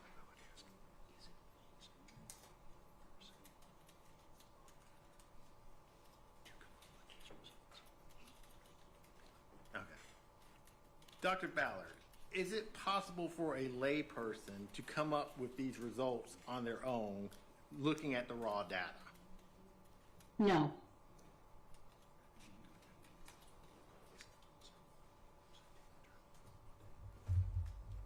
Is it possible for a layperson to interpret the raw data? No.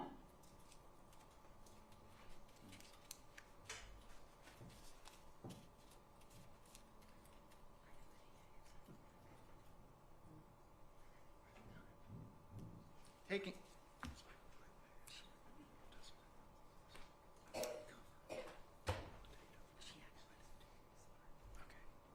Does your analysis cover all of the raw data that was provided to you?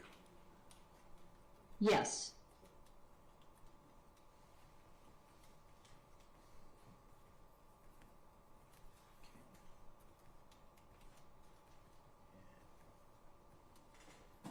Do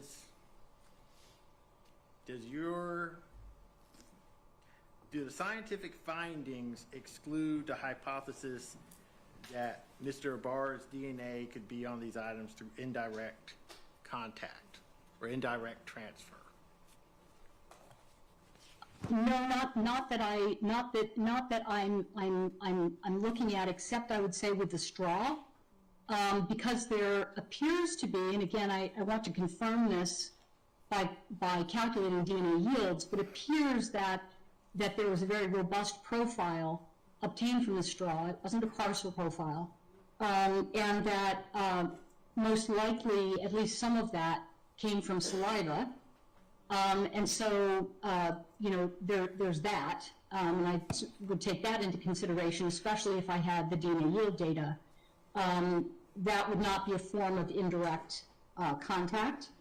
And certainly, when you test a blood stain and it comes back to a particular person, or that person is by far the major contributor to that, that looks like it came from blood. So that would potentially be more likely to be direct, although it could be indirect. But in a lot of these cases, I cannot tell whether it would be direct or indirect. And like I said, getting the DNA yield data will really help me with that. And generally, when you do your, is it common for you when you have the time and to be able to reach out to states experts and talk with them, and is it have dialogue with them and tell them, hey, this is what I'm missing? Is that something that has happened in your practice in doing? Yes. Yes. Your Honor, I think I am finished. I just want to just make sure, confer with co-counsel, and we might just have.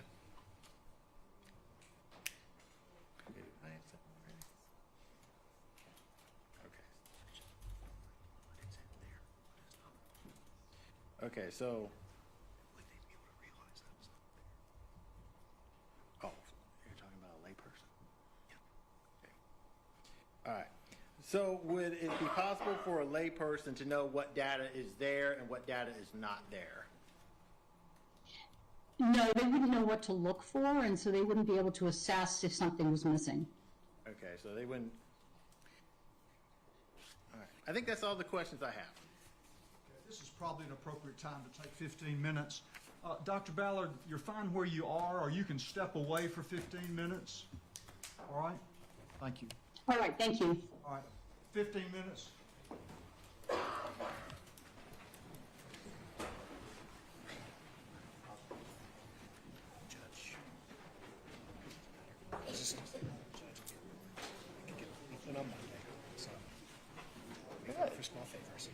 Hey, take.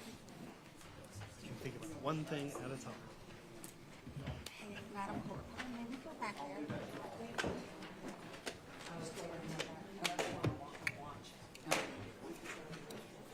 Yeah, well, it's up to, There's something uniquely human about asking for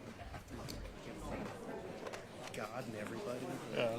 It's like, I can focus on your testimony right now. Well, hey, that's.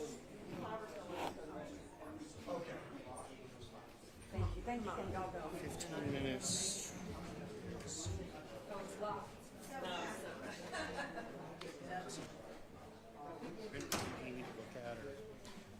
No, I mean, I just trying to make sure I covered everything.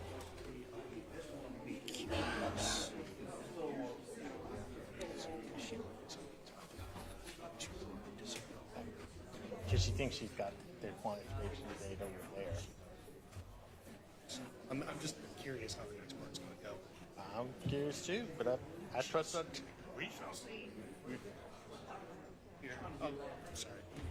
I think at the very least we've established.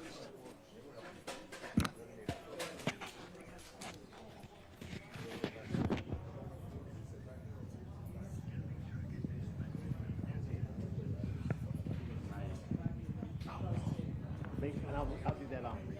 Okay. Just write it out and I'll make sure.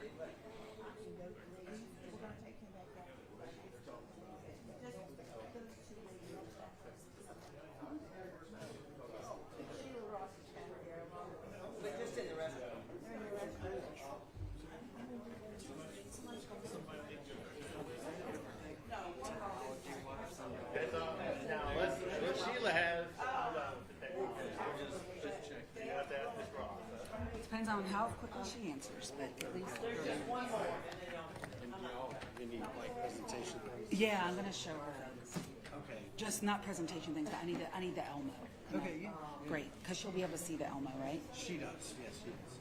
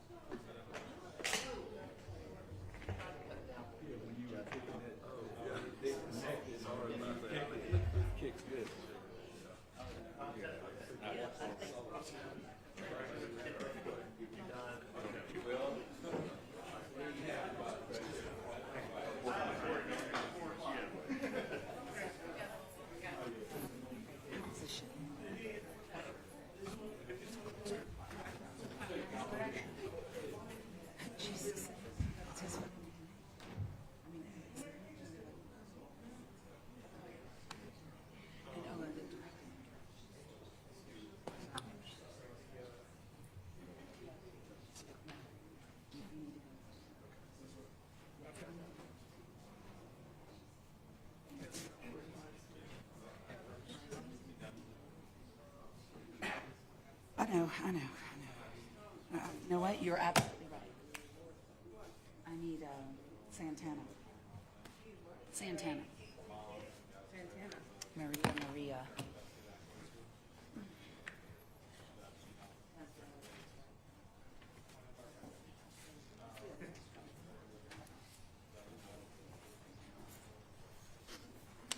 How much more time do we have?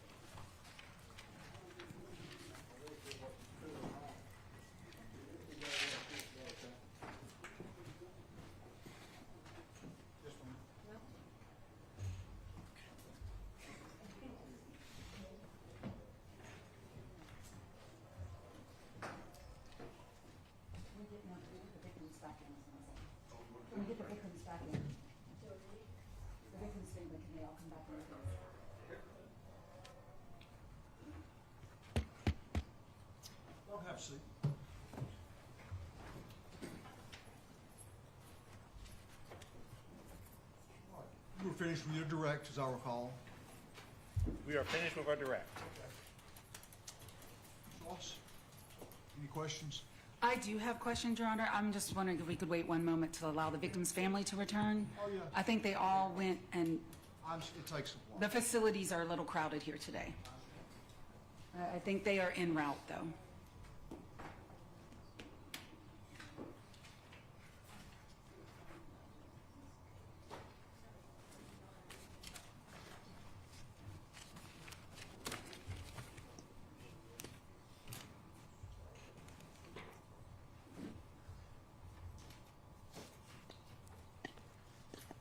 Minutes in this setting is aspiration. Yes, sir.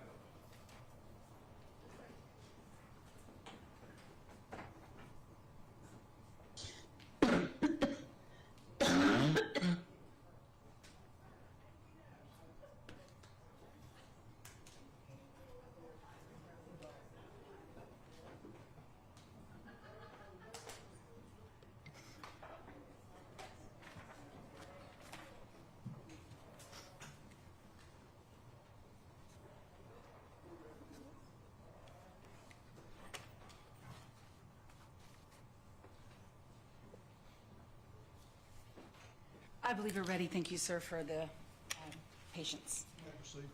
Thank you. And I, with the court's permission, may I stay seated for cross-examination for the microphone? Thank you. Good afternoon, Dr. Ballard. Can you hear me? I can. Okay, great. Please just let me know at any time if you cannot hear me. First of all, I want to go back a little bit to where we started. Your 6-month sabbatical at the Sacramento County District Attorney's Office, did that qualify you under FBI QAS standards as a DNA analyst? No, that's not what that was about. Okay. Have you ever been qualified as a DNA analyst?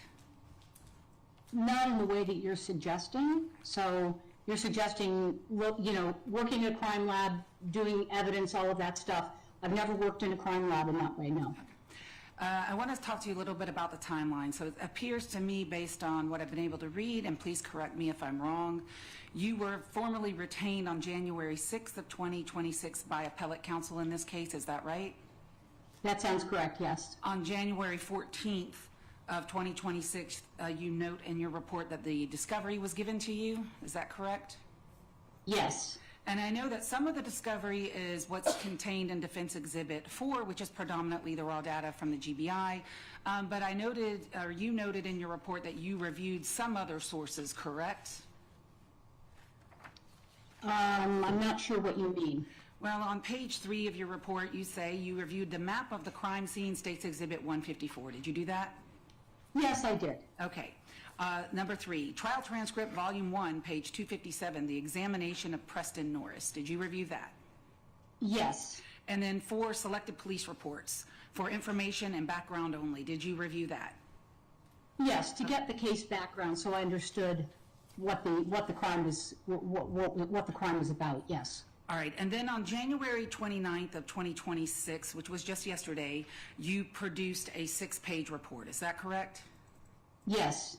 And between January 6th of 2026, when you were retained, and until yesterday, when you produced this report, how many hours did you spend?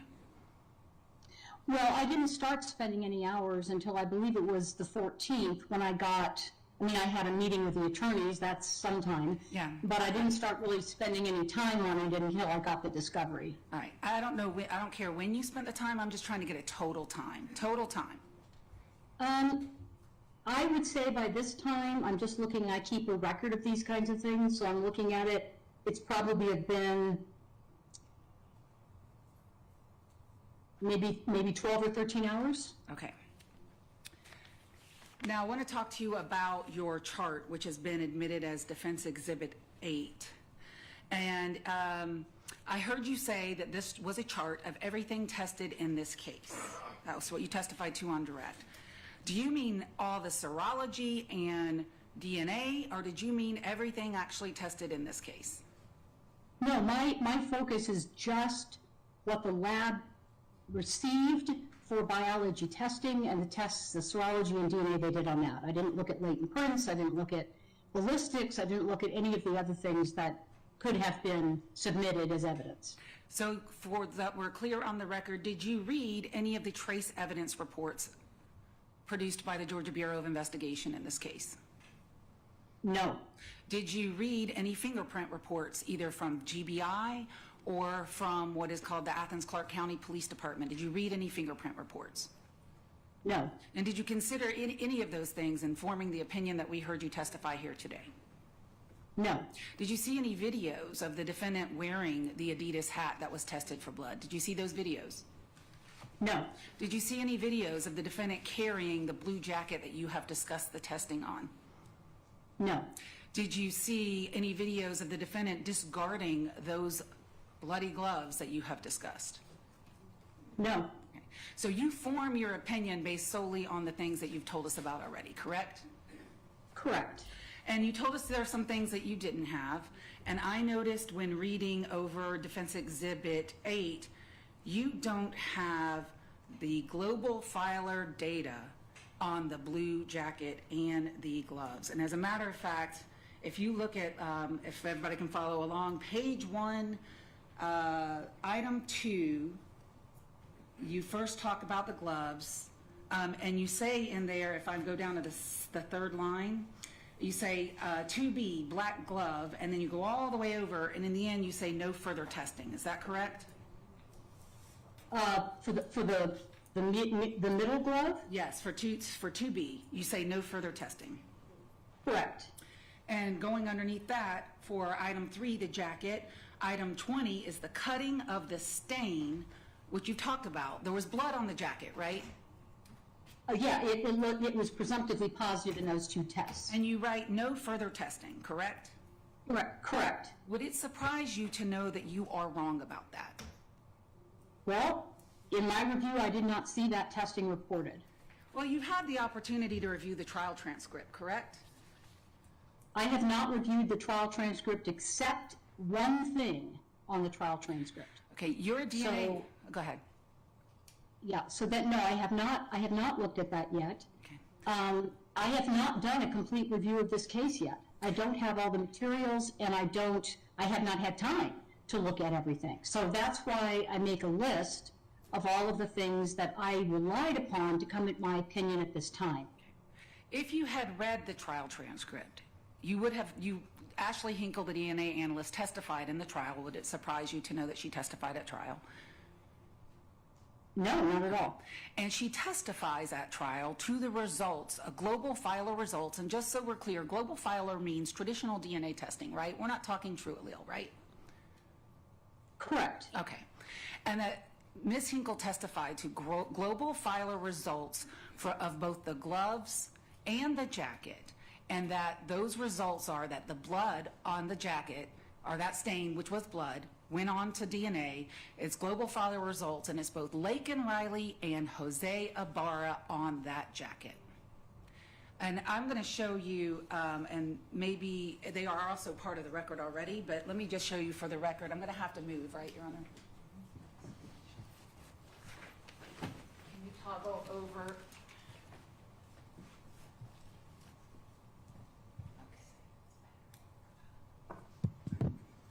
Can you hear me now that I'm over here? I can hear you. I can't really read that report, but I have a copy of it somewhere. What's the date on it? Well, this report is dated February 29th of 2024.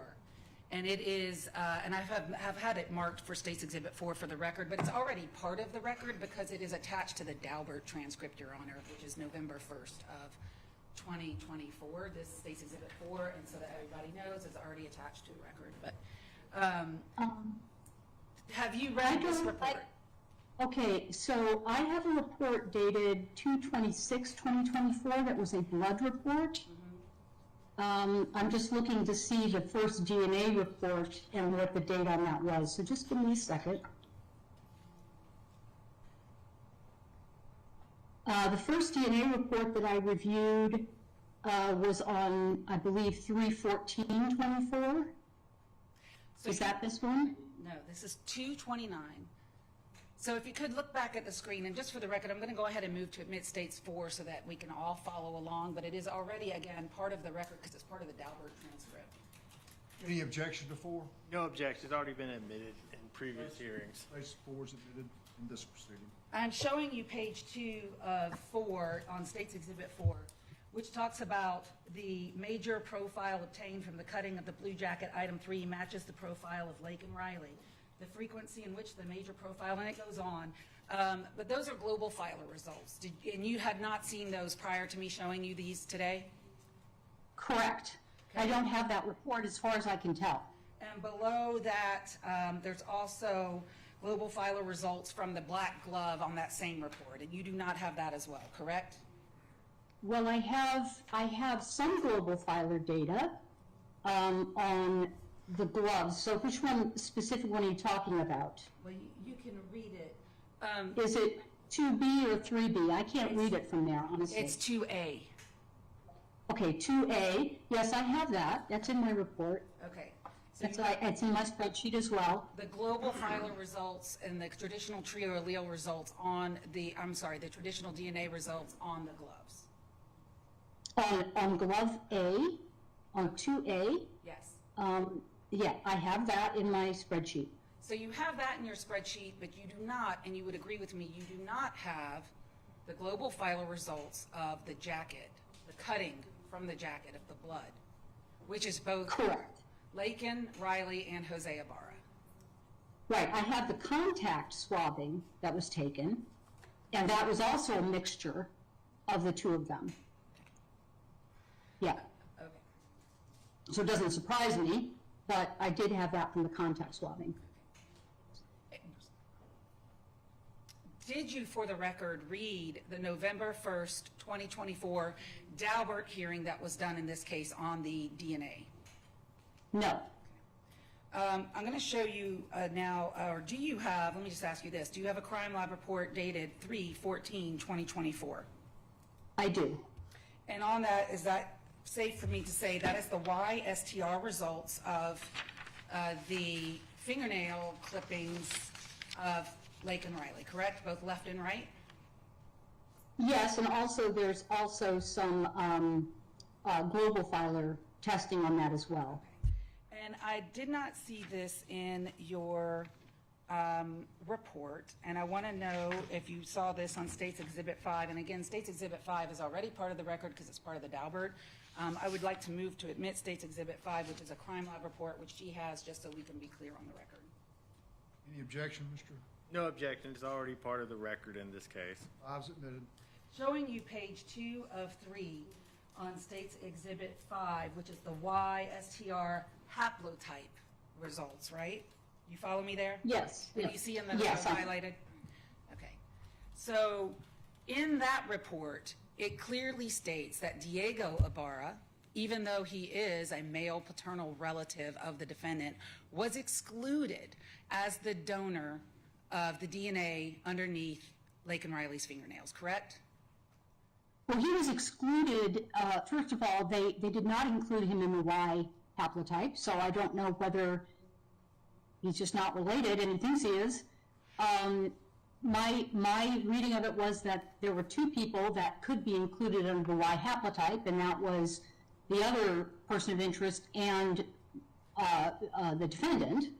but then the other person of interest was eliminated in the global filer testing. Yes, so Diego Ibarra was eliminated.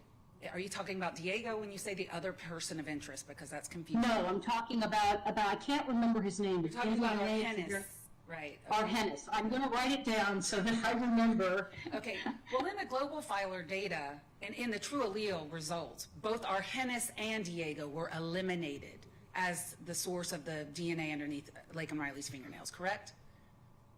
Let me just look at it so I'm saying it correctly, okay? Yes, that is, let's see, I'm looking at that, hold on. Fingernail clippings, right hand, at least 2 contributors, and then DNA match to defendant and exclusion of both of those individuals. I think I can go back to my seat for now, Judge, and I'll go back when I can because it's a little awkward. Right, so for both true allele and YSTR, Diego Ibarra was eliminated, correct? Correct. Okay. And in your data that you put, you say on this is defense 8, the first page, item 18, the nails. You talk about the YSTR results, AI, which is presumably Arhenis, and defendant, JAI, I guess that's Jose Antonio Ibarra, and male relatives and their paternal line. And then you cite the frequency. But what you don't say in that line is what is in the result on State's Exhibit 5 that I just showed you, is that Diego Ibarra was eliminated as a donor on the YSTR, right? Correct. They did not include him as that, so I'm assuming that his haplotype is different. Well, if you read the trial yeah. transcript, would it surprise you to know that the DNA analyst in this case testified that Diego Ibarra has a genetic mutation which excluded him in the YSTR results?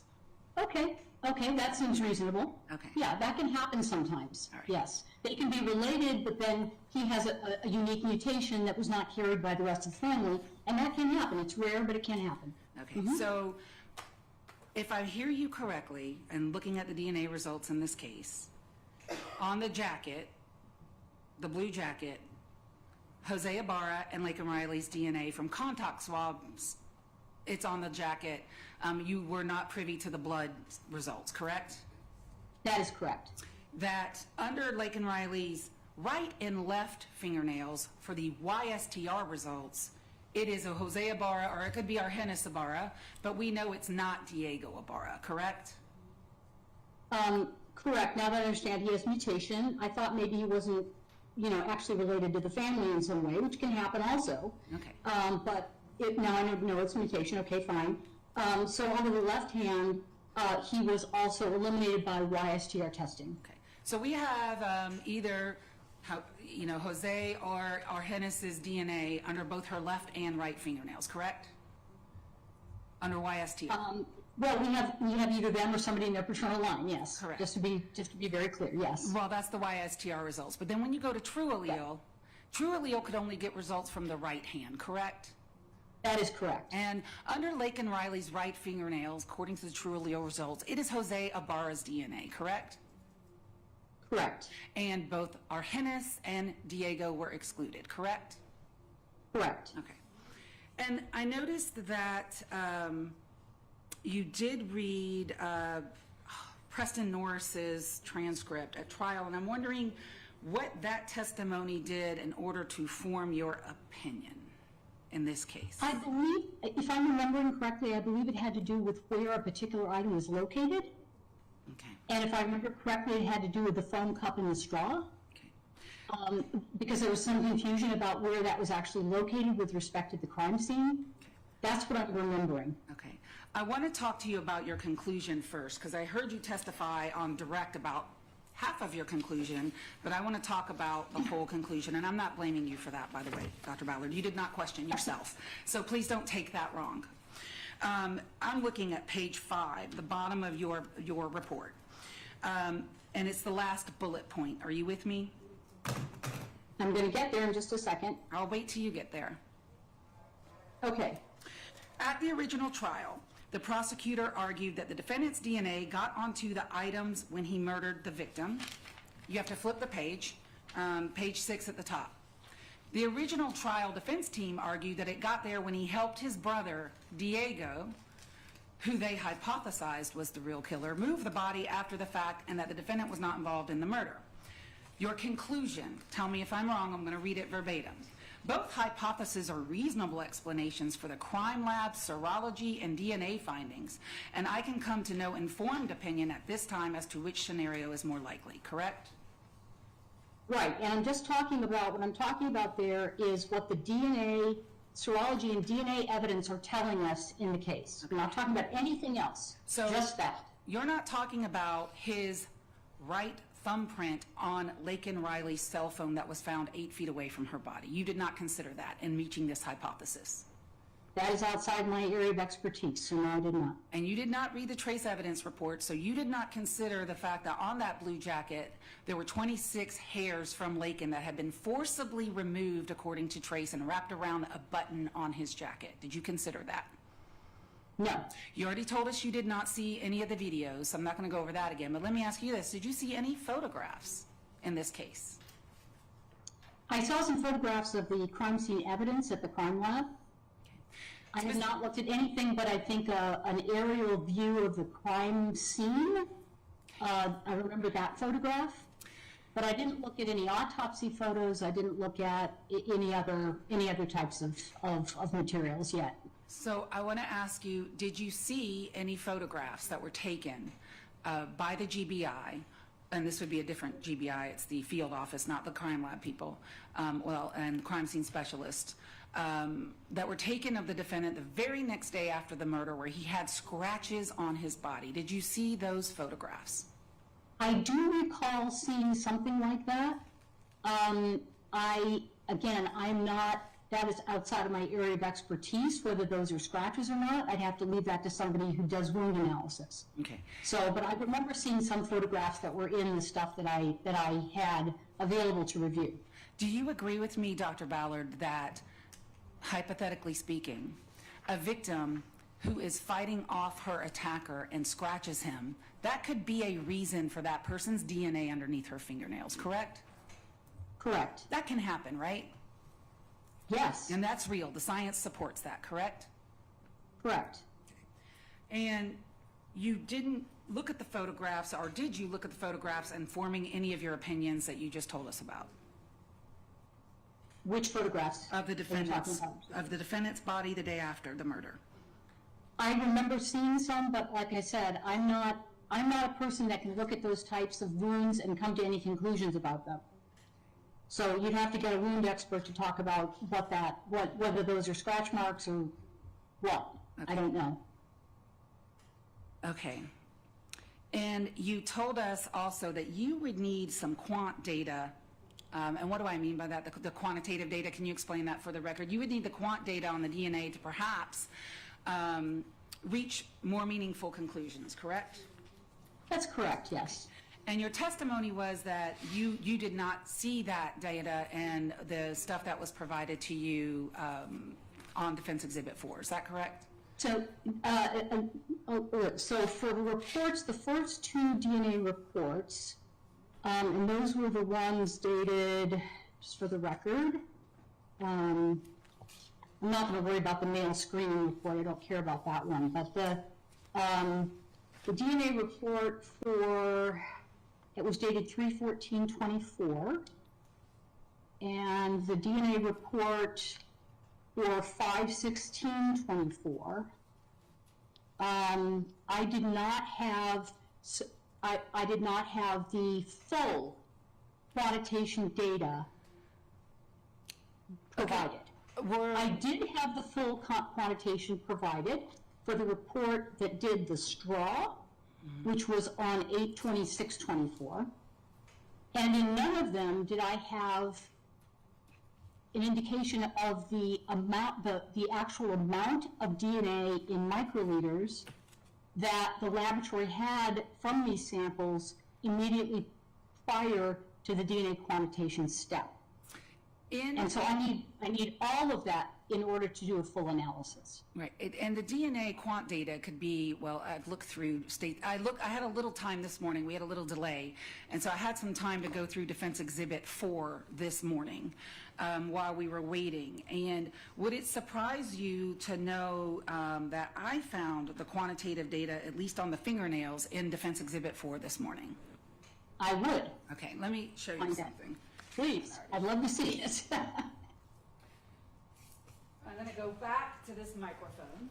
And the quant data and the way that the files were presented on Defense 4, they were TIFFed files. Do you know what I mean by a TIFFed file? Yes, it's an image file. Okay, when you opened the image file, were you getting multiple pages of that image or just one? Multiple. Okay, so States Exhibit, what I'm going to go ahead and mark, and I'm going to go ahead and mark and move to admit States Exhibit 7, 8, 9, and 10 for the record. Any objection? I think it's already in evidence, it'd just be a demonstrative at this point. 7, 8, 9, and 10 are admitted. Okay, this came from Defense 4. Do you see States 10?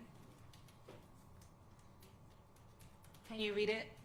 I can sort of read it, and it's what I need. It Right. looks like exactly what I need if that's for items 42 and 43. Right, what I've highlighted, is that the quantitative data that you were looking for? Yes, it is. It is. I don't have it.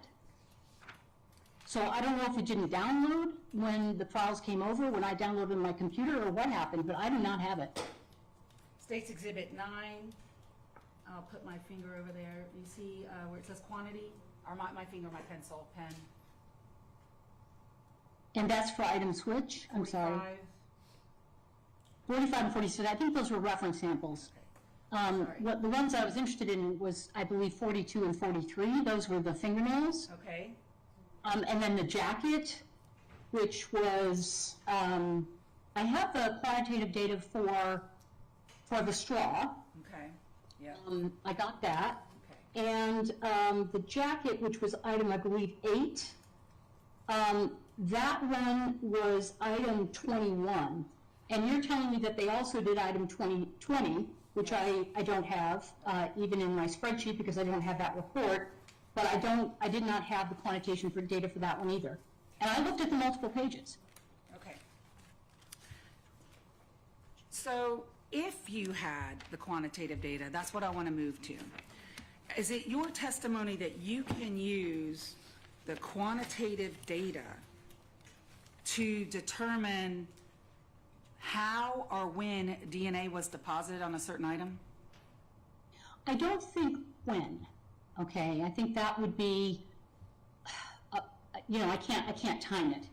What I can say is, let's say that under those fingernails, there was thousands of cells worth of DNA that could be attributed to the defendant. That to me is out of the range if he moved a body, okay? That's out of the range of, somehow getting there some other way through a different type of activity than scratching, right?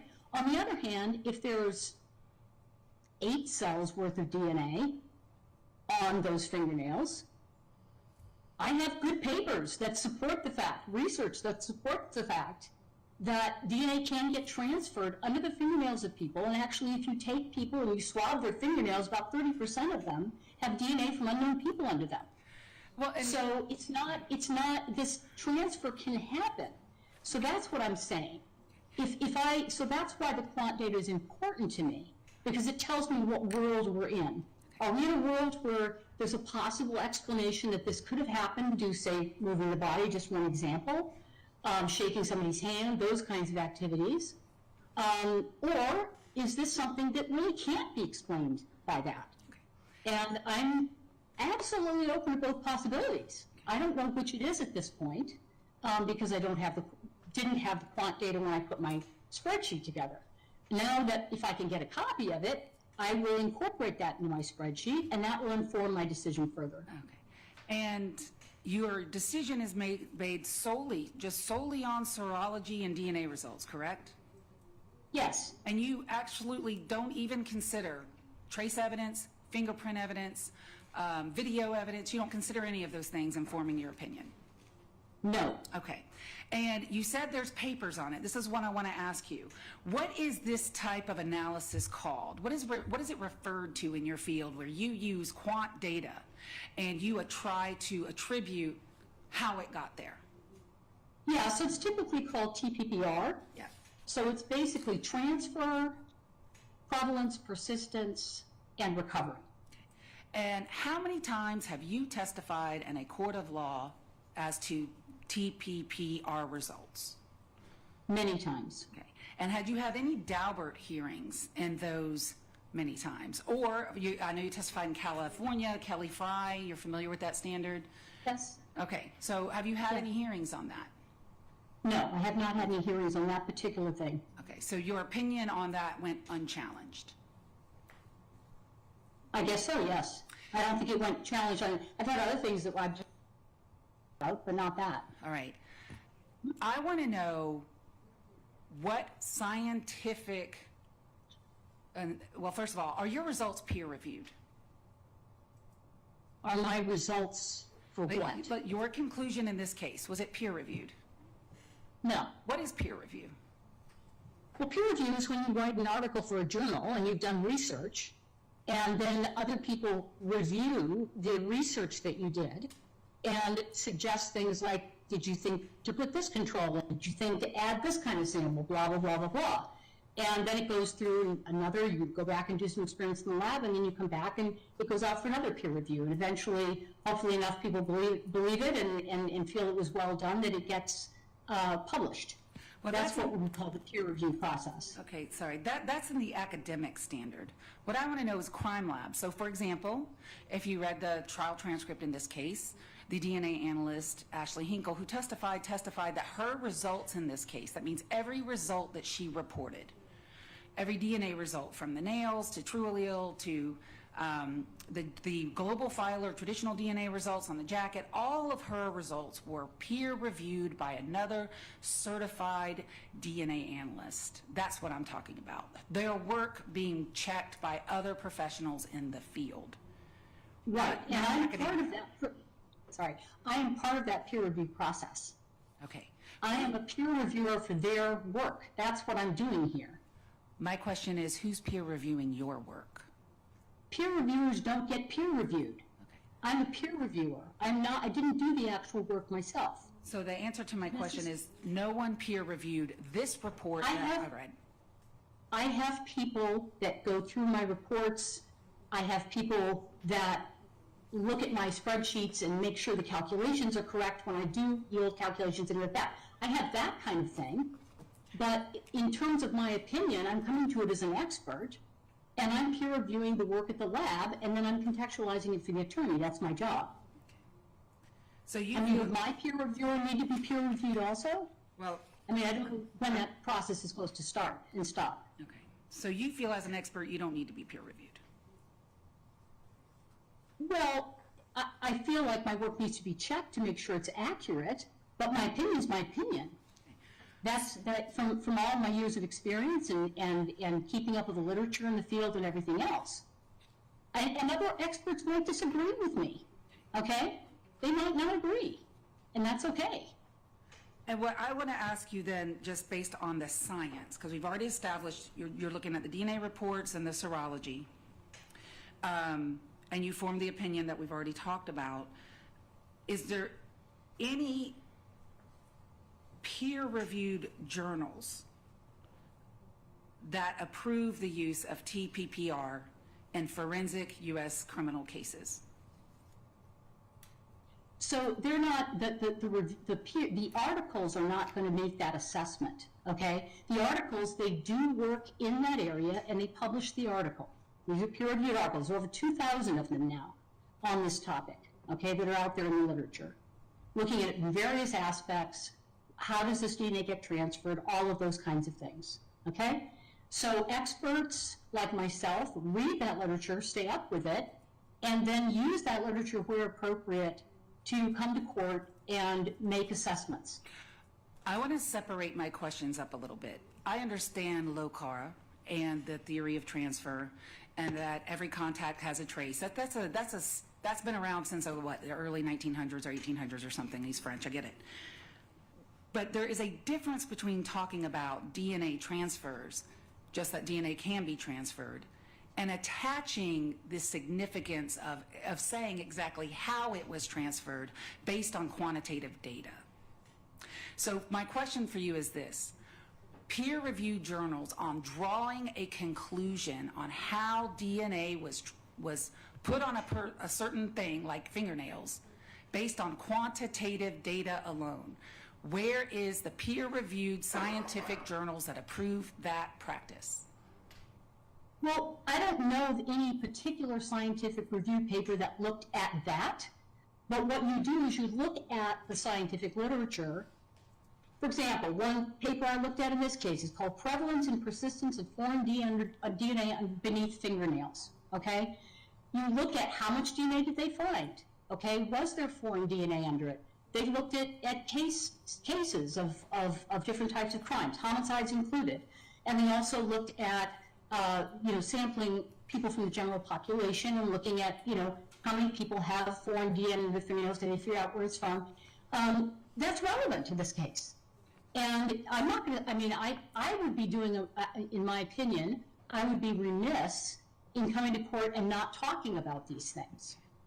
Okay? I would be remiss coming to court and saying, oh, they found thousands of cells worth of DNA under this victim's fingernails. Could have gotten there anyway. Throw up my hands, no opinion. Okay? I would be remiss because I wouldn't be telling the jury what they need to hear about evidence like that. Who is SWGDAM? SWGDAM is the scientific working group that is looking at recommendations to the forensics community regarding issues involving DNA evidence, including DNA mixtures. Have you read the December 1st, 2025 report from SWGDAM and their position statement on just what you're talking about here today, which is using quant values to determine how DNA got on something? Did you provide that to the attorney beforehand? I did. I provided it to him this morning. And I did read it. Okay. I'm making sure that we're talking about the same document. Yeah. So what that document talked about is called formal activity level propositions. Okay? I did not do formal activity level propositions in this case. Okay. SWGDAM does not have a position on what I did in this case, okay? There is a formal process that involves Bayesian networks, and I have gone to presentations on those, and I also think that experts that use those kinds of things at this point are stepping outside their area of expertise to provide probabilities of certain things happening, and those being prior probabilities to what is the case here, and then opining on how probable it would that this would happen or this would happen, and taking that into account when coming up with a specific probability, like it's 40 times more likely or 30 times more likely. I don't do that, and I don't feel comfortable going to court on that at all. Okay, but What I do, go ahead. okay, what I do is that I look at the relevant scientific literature, and I ask myself, is there a possible or reasonable alternative explanation for how that DNA might have gotten there? That's what I ask myself. I don't say it's 40 times more likely. I'm not taking into account anything else. I'm looking at it and going, based on what we know about DNA transfer, is that a possible or reasonable type of explanation, or is it impossible? Is it so unlikely that it's essentially impossible? And that's what I come to court and testify on. That is not a formal activity level proposition, and that's what that entire thing you sent to me was about. Okay, well, I'm going to move to admit States Exhibit 6 at this point, which is the SWGDAM position paper. No objection. 6 is admitted. If you could, Doctor, going to page 2 of that SWGDAM working group paper. Yeah, I've got to put my hands back on it.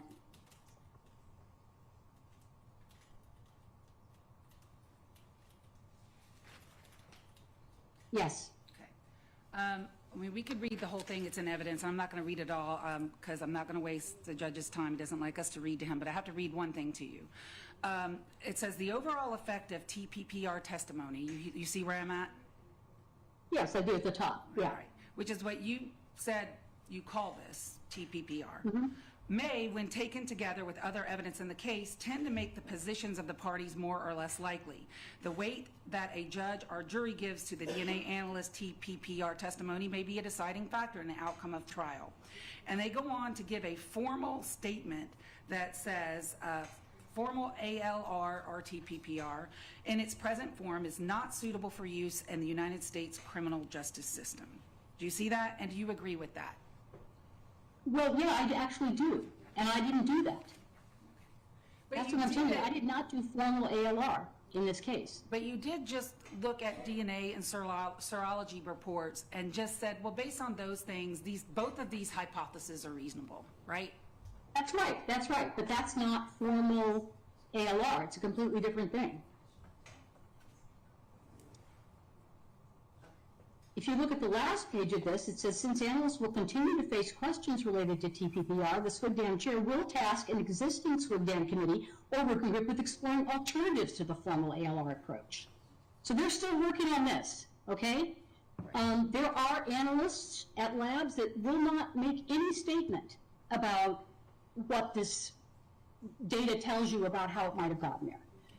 I feel, I would say that there are a lot of people, a lot of experts who are in my camp who would say, I would feel I was remiss if I didn't give the jury that information. There's over 2,000 papers on these types of things now. It's not like we don't have any data. Okay. So that's what I'm saying. This SWGDAM thing really doesn't have anything to do with what I did. And is that because that the formal TPPR signs like a legit, a statistical probability, right? But you did not. Well, yes, and it also uses Bayesian networks, and I did not. So it's taking into consideration a bunch of prior probabilities of something that can step outside what I feel when I've seen people perform this and show their process, steps outside of the area of the DNA expert or serology and DNA expert. They might be opining on something that is really not, you know, what percent of times when people are smoking marijuana in their backyard with other people, do they share it? They'll come up with a probability of that and take that into account in coming up with some probability of DNA. They don't have any basis for that. And so when I've seen it done, I feel very uncomfortable with it. Because that's not generally accepted in your relevant scientific community, correct? What, formal ALR? Yes. It is accepted in Australia and New Zealand pretty widely. Are we And in they do a lot of Australia or New Zealand? But here in the United States, there are some people doing it, okay? There's even training courses you can go through for this. But I would say that, you know, SWGDAM, I agree with them. I come down on the side of this with SWGDAM. SWGDAM is not mandatory. It doesn't tell everybody what to do. It's a recommendation to the community. Some experts disagree with SWGDAM. So it's not, you know, it's not like everybody says, oh, SWGDAM said it's got to be true. But on this particular issue, I can say, not about necessarily as much about formal ALR, which is not done as much in the United States, it's pretty rare, but the type of thing that I'm doing is not that, okay? It is coming in and saying, based on the literature, these types of things have been shown to happen and are reasonable for certain circumstances. And if you scratch someone, okay, and all of that, you know, if I saw lots and lots of DNA under the fingernails from a perpetrator or a suspect or whatever, I'm going to be weighing that differently. I'm probably going to say it's not reasonable to say that got there in an innocent way, or in a way that's another hypothesis given by the other side. And if I didn't tell the jury that, I think it'd be remiss. Did you look at the length of Laken Riley's fingernails? No, I don't know what the length was. And wouldn't it matter whether someone had long fingernails versus short fingernails in your transfer DNA theory? Isn't that a consideration? It could be. I don't know of any papers that specifically address that.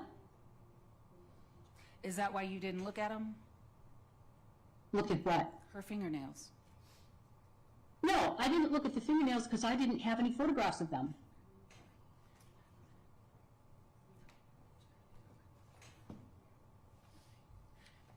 I just have a description of what the analyst did with those nails, which said she swabbed them, so I don't even know how she swabbed them. And just so that I can go and research this a little more, then what papers are you relying upon if you're not doing TPPR formally, because you're not getting a percentage or probability number out there that supports your hypothesis in this case? Well, I have a whole stack of ones that I rely on. Like I said, in this case, one of the main ones I relied on, because it's relevant to the particular issue of the fingernails in this case, is called Prevalence and Persistence of Foreign DNA Beneath Fingernails. And it's from Forensic Science International Genetics. I'm happy to provide the link or a copy to you, so your analyst can look at it too. I'm sorry, is that the one that was footnoted in your report? No, No. that's a different one, which Okay. is actually a very good review article by Van Oerschaut regarding the transfer of DNA and the dynamics of that. So am I wrong when I say that only one scientific journal is in your report, and it's that one that's dropped at footnote 1, correct? The reason I put that one in is because it does a review. It's a review paper, and it references a lot of the papers that I also rely on. So rather than giving a list of 22 papers or something like that, I list a very good recent review article that goes through all of those things. And that's why you oftentimes do just the review article. But I rely on other papers as well in coming to these conclusions, and some of them are much more, they're quite well aligned with what is said to have happened. Like, you don't want to use DNA transfer papers that, if you're looking at fingernails, for example, that have nothing to do with fingernails. So you want to look at something relevant to the case at hand as close as you can get. I appreciate that explanation, but the answer to my question is the only one in your report is the one that you dropped as footnote 1, correct? Correct. Okay. I was just trying to tell you why. Okay. I think that's all I have, Your Honor. Just a few follow-ups. All right, Dr. Ballard, your job in this case was to review the raw data that was used to do this DNA comparison. Is that correct?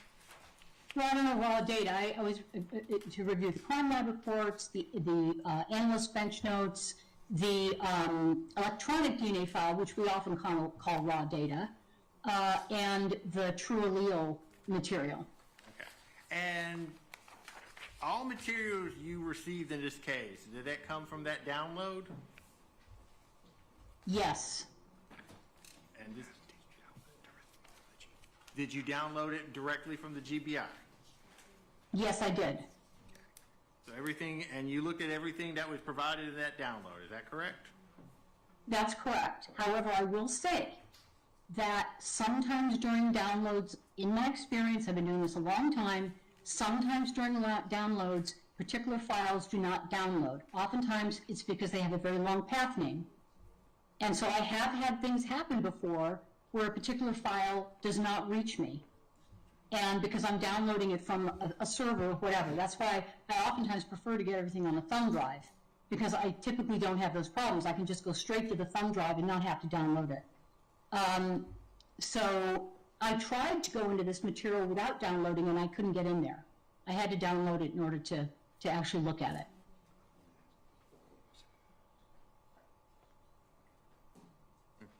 So just so we're clear, these were zip files that you were opening, correct? Were they zip? Correct. All right. Now, in your role,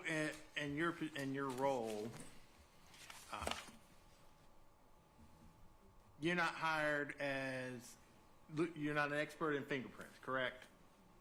Correct. Or trace fiber, you're not an expert in fiber evidence or anything like that. No. So you don't look at things that are outside your expertise. Correct. I figure you'll have other experts that'll come in and talk about those. Okay. And so you're just when your opinions are just based solely on the evidence that you the DNA evidence that was provided or presented in this case, and the evidence that the crime lab looked at in this case. Correct. And you're looking at what tests they did and what they did to reach their results. Correct.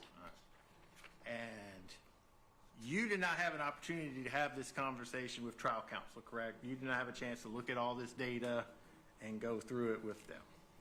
No, I wish I had, because if I had had a chance to explain, well, this is what I'm missing, and then they said, well, actually it's here, and I went in and looked, no, it's not there, what happened during the download, that would have been great, because I would much prefer to testify to having seen everything. But I think it's clear now what it is that I don't have, and it looks like there's an entire report I don't have. So I want to get all of those materials now.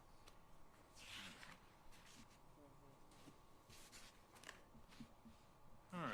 If I could just have 1 minute, Judge.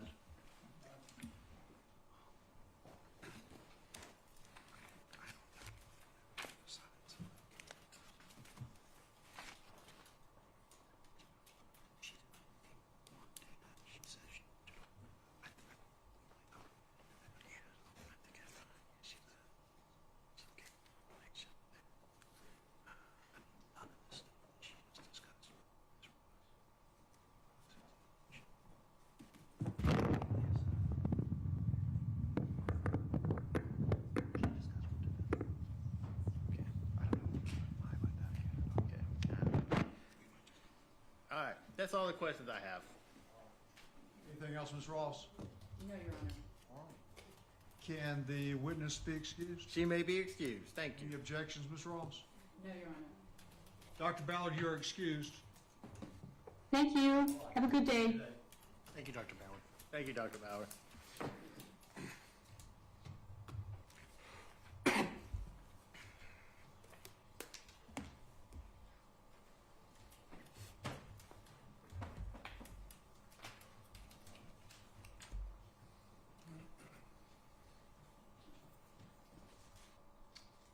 Any other evidence? No other evidence, Judge. We rest. The only thing, just to clear up the record, Your Honor, is that for State's Exhibits 7 through 10, I said it in my questioning, but I want to make it clear. During our unexpected and unanticipated break this morning, I had the time to go through Defense 4, which is the thumb drive that they say is the documents that she got. And the States 7, 8, 9, and 10 were printed by the state from Defense 4 today. So just so that is clear for the record.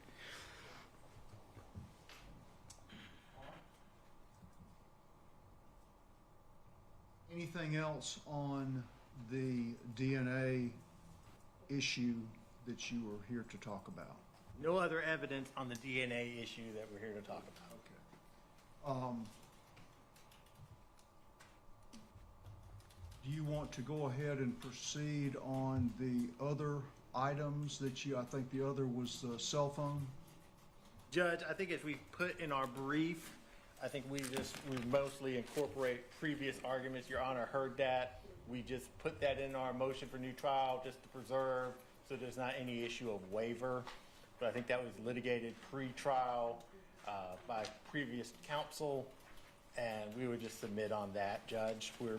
We don't have anything additional at this time. We may address arguments, but I don't have any arguments today on that. We just, except for incorporating what was previously argued. I need to tender States 6 through 10 to Madam Court Reporter before I walk off with them.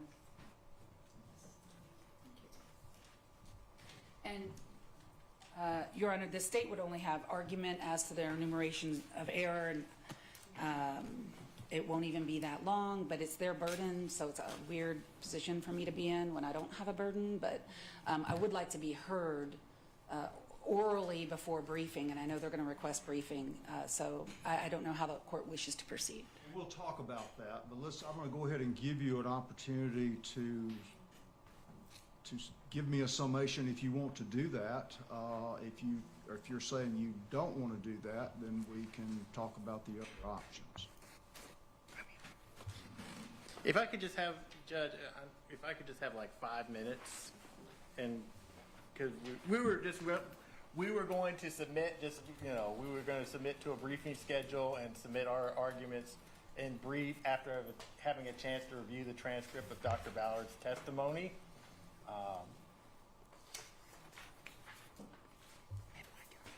So let me tell you, I'm probably not going to be willing to wait until there's a transcript of Dr. Ballard's testimony. So I don't know if that's helpful or not. We could still have a conversation about briefing if you want to do that. But here's what I envision, is something like this. We come up with a date that I simply get briefs and proposed orders from both sides. That's also I'm agreeable. not looking That's agreeable. I'm not looking for response briefs after that or anything else.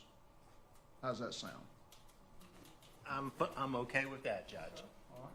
So talk to me about time frame for you, Mr. Luttrell and Mr. Dowds. We would ask for 30 days, Judge. Ms. Ross?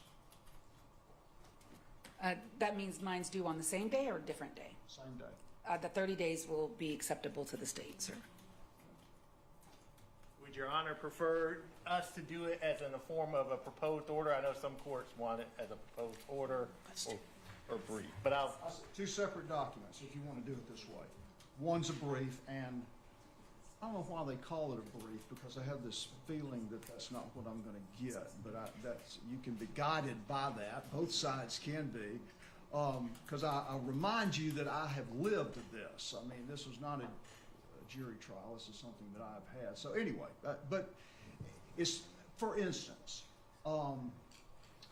argument dealing with the cell phones, a citing to the transcript page numbers would be helpful to me. I'm just trying to say what would be helpful to me. I'm just looking for a brief and then a separate proposed order if you want to give one. I mean, Okay. That's fine. your proposed order would not be very long, probably. It's March 2nd. Would be my guess. But, and I'm just trying to say we don't need to get a situation where we're getting reply briefs and that sort of thing. Because it's fairly straightforward, I think. So, 30 days? 30 days. All right. So that's the end of, Technically, it's March 2nd because the way that February is short. That, what is, March 1st is a Sunday. so that works out. is quite smart of the state. I would like to just hammer down a specific date. I guess Why it don't would we be, say 5 p.m. March the 2nd? That's a Monday.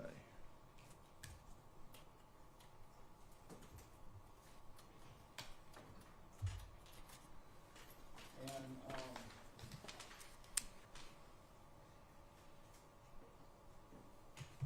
filing is, of course, that's fine, but I'm really more interested in sending me a copy electronically to my office. yes, Your Honor. Yes, Your Honor. Through Ms. Parker, right, Your Honor? Yes, you can put her on there, you can put me on there. Does Mr. Wilson still work here, Your Honor? He does not. Is he retired, I believe? He has. He has. But he has not yet been replaced, I suppose. He has not. I just want to make sure that I'm giving the copies. Sure, that's a fair question. Anything else we can take up or need to take up? So, Not from Mr. Ibarra. no, sir. Judge, if we could just check, since we were on WebEx and we do have Madam Interpreter here, if there was any issues with the defendant hearing or seeing the WebEx and communicating with his counsel and interpreter today. So if you would, my question to Mr. Ibarra, well, you can go ahead. You want the interpreter, if you will help him to determine if he's been able to hear. Do we know argue this shit?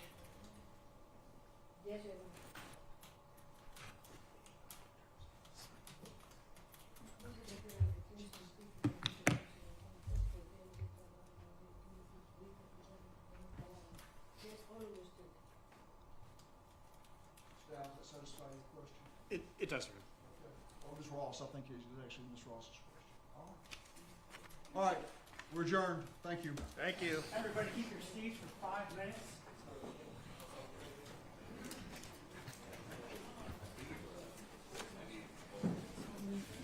When we're clear to move, SMU has to get out first. Can we all move